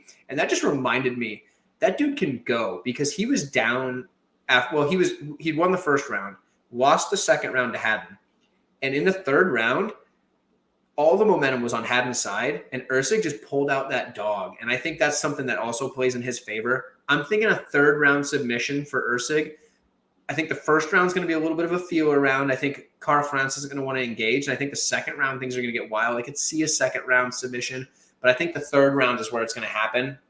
And I think that's where he's going to get hit hard. And I think that's when he's going to say, oh, shoot, this ain't right. And that's when it's going to get the mat. But, it's one of those That's tough ones to call. That's surprising to me about the whole Cara France thing, because Eugene Behrman, the head coach at City Kickboxing, he's been so adamant about those guys' fighting styles and the reason they are so elusive and fighting on the outside and all that movement is he talks about preserving your brain. So it's like, it's kind of crazy that like, and I don't mean that in a negative way. I'm like being kind of like, you know what I mean? And I'm like, that's crazy to me that Cara France is that, I don't know. That's kind of scary. Yeah. I mean, and there's something to it too. Like, I don't know what it is, but certain people can take, oh, there we go. Look at that. Erceg round 3 sub plus 2,800. I like that. I might play that. But certain people can take punches to the head and it doesn't affect them the same as others. I don't know what it is. It doesn't make sense, but it's kind of like certain people just like their chin goes faster, or certain people like that, those type of things affect them. They get punchy. Some people don't get punch drunk in their old age, even if they get punched in the head a ton. And then others, it happens to them early. It's a weird thing. Like the science around like brain injuries, like traumatic brain injuries, is just not far enough along to really know all that stuff. But it's a real thing. Some people, like, it doesn't take nearly as much. And, like, certain people can just get hit in the head with a 2x4 and they're fine. Others, when they do that, the next thing you know, like, they just aren't right anymore. So it's an interesting thing, and I just find it hard to back somebody that's coming off of that. If he shows me here that he's back to the old Kai Kara France, I think he's going to be fine. That's just a scary thing. Effie, you still got to give me a take on this one. What do you think, man? I got Erceg decision. For as much as I do like his grappling, I want to give Kai a little bit of credit here. He was in deep on a rear naked choke. Like Albazi in round 3 had him dead to rights. He was able to scramble out of that, and he actually ended up on top in that exchange, which to me, I was like, damn, that's hella impressive. But on the other hand, I didn't even know about the concussion stuff. So here we have a guy that's a little bit suspect durability up top. But he's also a little bit not so durable to the body. We saw Moreno, body kick him and finish him in a fight that he was losing. Moreno was losing that fight and then, saving himself with that kick. So he's, not the most durable to the body, not the most durable now to the head. Definitely worrisome. And I do like the striking from Erceg, man. That guy is legit. He's definitely impressed me in the short UFC run. I like the guy, man. And he is really big for the division, man. He reminds me of O'Malley, just a lot taller and longer than a lot of his opponents. And with sick grappling, man, I expected him to be more of a grapple-heavy fighter coming into the UFC, but he's really impressed me with his hands. So got to go Erceg here. When I first did the tape, I wanted to bet him, but then I saw the line around minus 230, and I thought that was really wide. So to see it come down, I'm more inclined to bet him now. I do kind of like – I really like that line way more, obviously, than minus 230, minus 235. So I'm not surprised that the money came in, but now at this price range, I do like Erceg way more. I like Erceg decision for my pick. That's I mean, sounds like most of us are on Erceg, but I understand the love for the Kara France. So I mean, especially if we get the same Kara France of old, like that's the dude that was beating Moreno until he got kicked in the liver. And like you can't really defend a liver kick. Like if you get kicked in the liver, you're toast. It's what happens. Like your body just shuts off. That's it. Like so another sidetrack before we get to the main event is everybody, it was a boxing fight. I think it was like a Ryan Garcia fight or something where he got hit in the liver and like quit or whatever. But he was like, oh, he's such a quitter and stuff. And I'm like, I don't know. I don't watch boxing because I just don't. But I was like, man, if the guy got hit in the liver, like, why you guys giving him such a hard time? Like, and then like everybody that would say like, dude, let me hit you in the liver. And like, if you can stay on your feet, I will just give you everything in my wallet right now. And like, nobody would do it. Like, of course you won't, because you can't, like if you get in the liver, you get in the fetal position immediately. It's what happens. It's like, it's involuntary. So I'll give him a little pass for that liver kick, but at the same time, it's also not good to get finished after winning most. Like, I mean, or like when Chasson got livered, you know what I mean? The up kick. Yeah. Like it doesn't take much, like a little liver tickler and you're out, man. Like that's all it takes, but is what it is.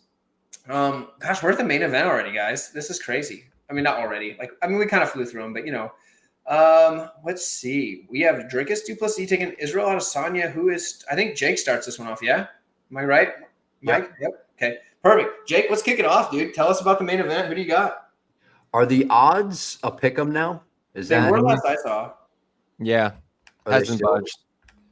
Okay. Yeah, interesting, because when I made my prediction video, I remember it was Adesanya was the favorite, and I was looking at that saying, I think coming into this fight, considering the last time we saw Izzy, it's been a year. He got walked down by Sean Strickland. Strickland had a perfect game plan for him. I'm like, I feel like DDP should be the favorite coming into this fight. But to be honest, guys, like I went back and forth so much on this fight because Izzy, with my heart, it's Izzy. His striking style, that Anderson Silva style, is where I've taken a lot of my notes and implemented into my game. So I love watching the guy fight. I think he's very entertaining.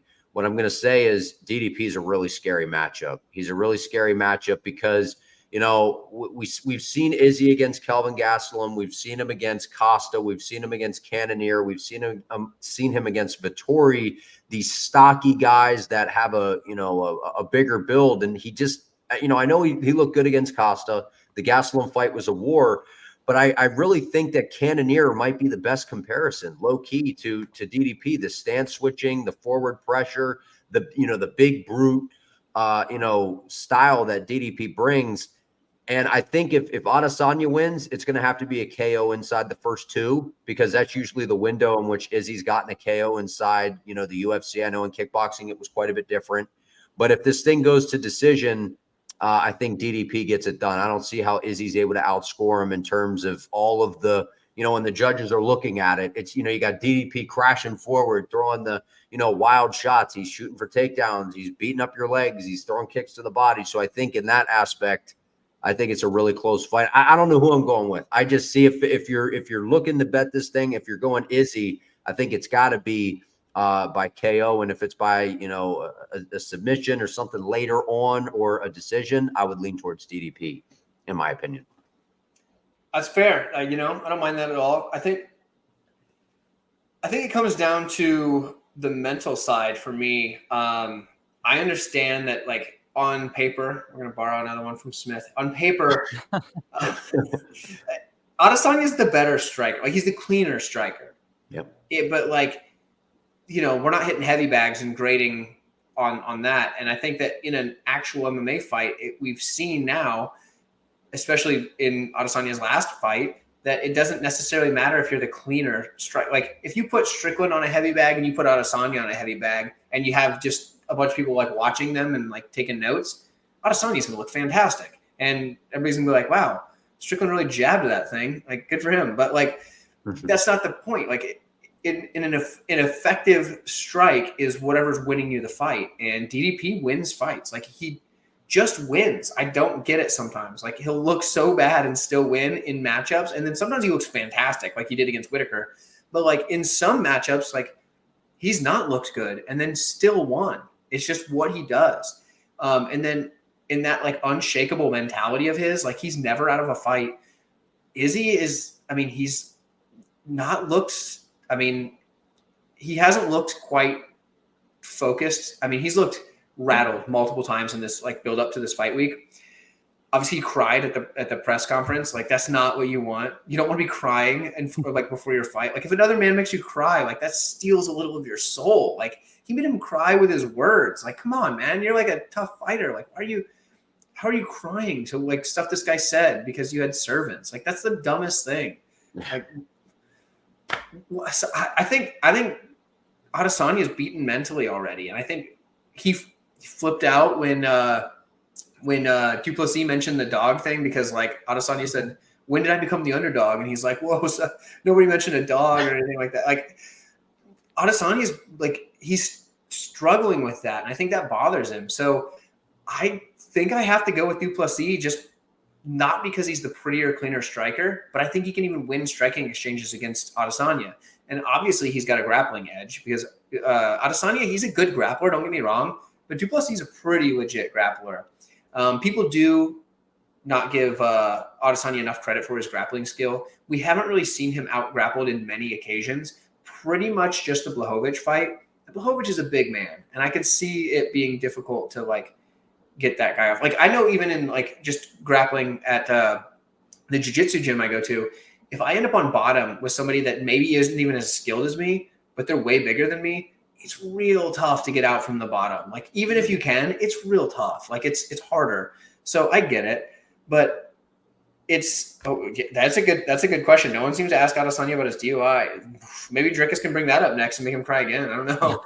But yeah, I gotta go Dricus with just, I think he beat him mentally. And it's like they say, like, the fight is mostly mental. And I agree. If you're beaten mentally, that's what happens. So, Effie, what do you got to add to this? Like, who do you think wins, and what do you think about him making him cry? Well, first of all, him making him cry was even worse than I thought, because after he gets off stage and there's a clip of him walking up to his mom and he goes, "I don't care. I'll let him have that one. Like, it's okay." And I'm like, "What do you mean you don't care? Like, what? You just made you cry, dude." And he's like hugging her and they're all consoling. I was like, "Whoa, this is weird." I woke up and I saw that video this morning and I was like, "What the hell happened?" I haven't seen that. Yeah, it was weird. Definitely weird stuff going on there. But yeah, man, I'm actually surprised both you guys picking Dricus. I'm going with the colonizer as well. I think he's gonna win this fight. But it's just one of those unique fights where Izzy might make this look super easy, man. Like, if you watch tape, you can extract singular clips of Dricus' striking where it looks like beyond horrible, like below UFC level caliber. But like you were saying, he just wins, man. Like, he seems to have super heavy hands, super dense bones or something, man, because people are reacting really bad to even just a power jab.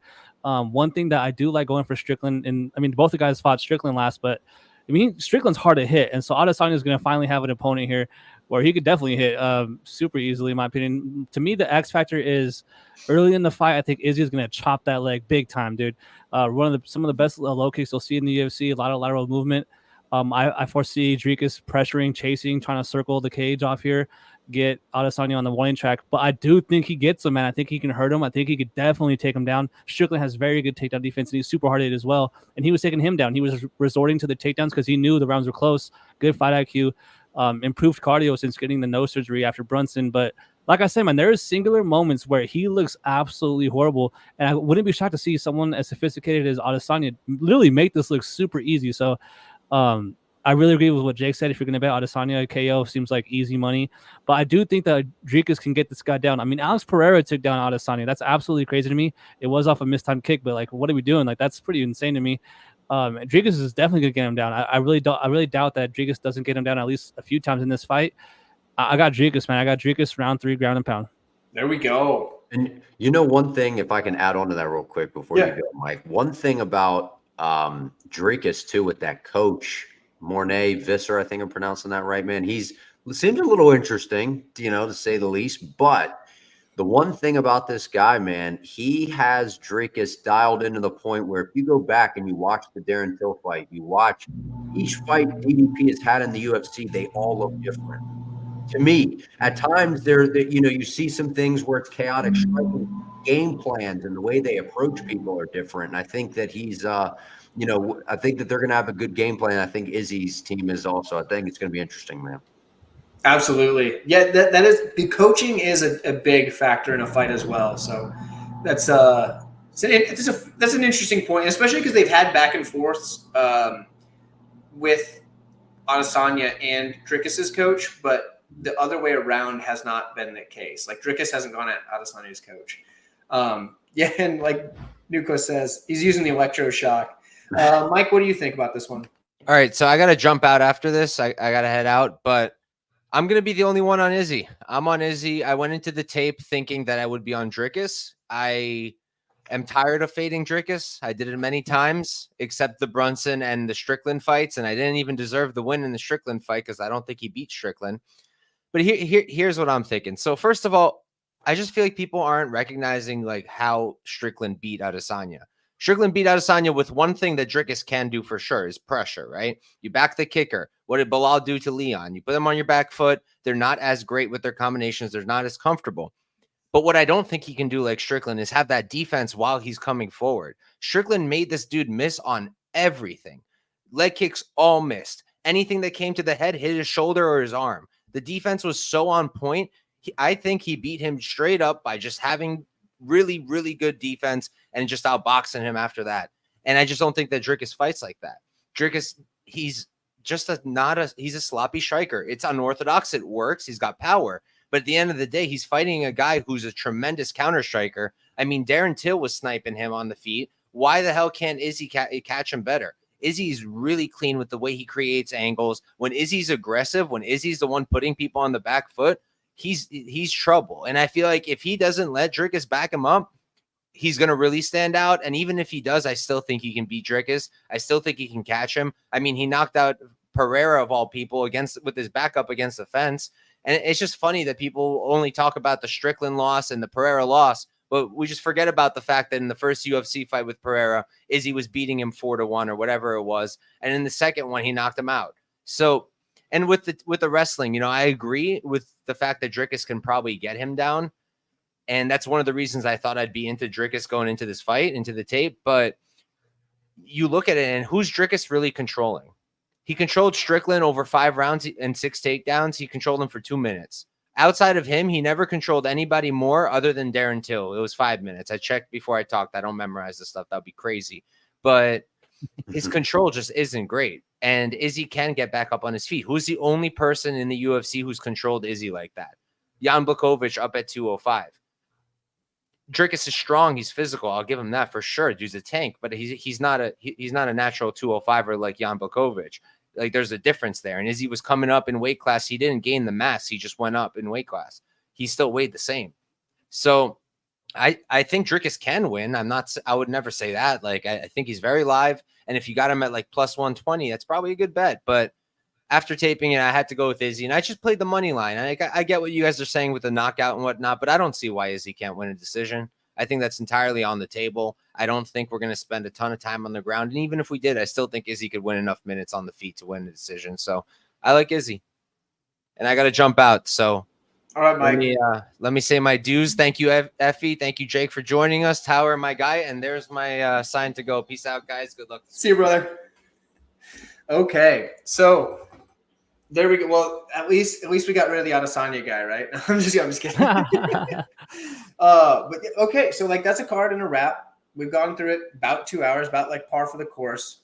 Johnny News jumping in with a good show. I appreciate that. And this show is sponsored by John Newquist. Thank you, John Newquist. Let me put that back up here again. John Newquist with a $10 donation to the stream. It was very generous of you, John. You made my night at least. It's a fantastic donation. I appreciate you very much. Always so generous, always. But it's been good. It's been a Friday night. A lot of people have been watching PFL. I still don't know who won the main event or if it's still going on for PFL. I assume it's still going on, but it might not even have started yet with the way they pace things. But yeah, all in all, it's not. I don't think so. Oh my goodness, that's ridiculous. Sherdog just tweeted 8 minutes ago. Up next, Impa. Oh my goodness, that's absurd, dude. That is so absurd. Okay. But yeah, I mean, that's a good point. Eric's got it. Like, middleweight's going to be super interesting regardless. It is, because no matter who wins, you have Strickland as the next contender, supposedly. I mean, that could easily change. I mean, if Hamzat or Whitaker goes out there and just like puts on a clinic, you never know. Like, you can't trust what the UFC says about who's going to get the next title shot. So, I mean, it's very interesting. If Duplessis wins, well, I mean, if Duplessis wins and Hamzat wins, that's the only new matchup there. If Adesanya wins, and I guess if Adesanya wins, you can either go Strickland because he has a win over the champion, or Hamzat. But I think if Strickland and Whitaker win, if Strickland's still there and Whitaker wins as well as Adesanya wins, then it's a no-brainer. You have to go with the Strickland side because obviously, I mean, Adesanya's already beaten Whitaker twice and lost to Strickland. But it's like one of those things where even though Dana White has said Strickland's probably next, he didn't put it in writing. So that's what I'm thinking. I don't think anybody's weighing in as a backup for this, which is kind of surprising, but it is what it is. But we can wrap up and get out of here. Let's let you guys pump your channels. I will say that let's actually one quick second. Eric's down here says if Izzy wins, do you think he moves up for another fight with Alex? I don't think so, because I think at 205, Alex is way too big and powerful for him, because that man is a true light heavyweight at this point. What do you guys think? I agree with you. No way. No shot. Yeah, no, none at all, man. Alex, ever since he's moved up to light heavy, really since the Jamal Hill fight, when you look at him physically, I mean, he looks like there's no way in hell he'd make 185 now. Well, yeah, It I was mean, one of if those Izzy things. moves up to 205, like I don't think that's a thing. Like No, when no, you no. saw Alex walk into the cage the first time at 205, you're like, oh, okay, like that's what his body Yep. should look like. You know what I mean? Like he looked more natural, obviously. No, yeah, what I meant is like he's so damn big now that he wouldn't even, it's not even an option for him to even go back to 185. And Yep. that I'm just saying that he looks massive. Like he's almost on the brink of looking like he could go up to heavyweight. And I just think that even technically, I think he's improved too, which is kind of crazy. It's funny because didn't Sergey Spivak actually weigh in at less like weight for his fight last week than Alex Pereira like weighed in the like as his like fight day weigh in? Yeah. Like that's crazy. Like Spivak is like an actual heavyweight that you think of as a heavyweight, weighed in for his heavyweight bout, which he's clearly not cutting weight for, at less than Alex Pereira was gaining back after a weight cut to 205. That's incredible to me. That's crazy. So yeah, I mean, I don't think Izzy's going to want to move up. I don't think he wants that. I mean, he would have to clear the division at middleweight again, and I don't think that's the case. But let's run through it. I mean, go in sequential order. Effie, your stuff is linked in the description. Everybody's stuff is in the description. So if you aren't familiar with their channels, go subscribe. Check out their content. It's good stuff. Effie, tell everybody what you've got coming up as well as where they can find you. Yeah, man. Every week on YouTube, Any Action Sportscast, doing breakdowns every single fight. Never miss a week. Yeah, man. Thanks for having me on. It was a really fun time, Jake. Nice to meet you, man. Got to have you on for a show as well sometime. Really like how you think about things, but super fun time, man. Should be a great card. And I want to see something crazy happen. I want to see someone bust a parlay and everyone think a fight's going to go one way and then it goes the other way. Like, that's why we tune in. So it should be a good night of fights. Thanks for having me, man. Yeah, a ton of fun. Absolutely, brother. And guys in the chat, Effie has the most underrated YouTube channel on YouTube. Like, I'm not even kidding. This guy's got a fantastic channel. His production values are better than PFL's, which I guess that's not really saying much, but his production values are better than PFL's. Like, this guy's got it all. Fantastic. So go subscribe to that channel. And then for Jake, I actually stumbled across his channel just like looking like for the through the algorithm. I found his channel and like was a fan. So I reached out to him. I enjoy the heck out of this content. Jake, tell everybody where they can find you. I appreciate that, man. And just at Jake Gerber MMA on X, on YouTube, wherever. I appreciate it. And likewise, Effie, man, we got to get something going. And 138, we got to get something going as well, man. It's been fun coming on here, man. Appreciate it. I'm excited for, great night of fights. I saw some people saying, oh, this card isn't that good. I'm like, it's a very good card. Stylistically, casual, hardcore. It's got something for everybody. The main event, man, I feel like the stakes are they're huge because if Izzy loses, where does he go from here? He's 35. Is that it? I mean, I don't know if it's it, but, and then you got Drakus. Dana's talking about going to South Africa. I'm excited for it. I'm excited. Absolutely, brother. All right. Well, with that, we can sign off. Again, thanks to the chat. Thanks to John Newquest for supporting this chat and supporting this stream. Guys, we will catch you all down the road. Peace.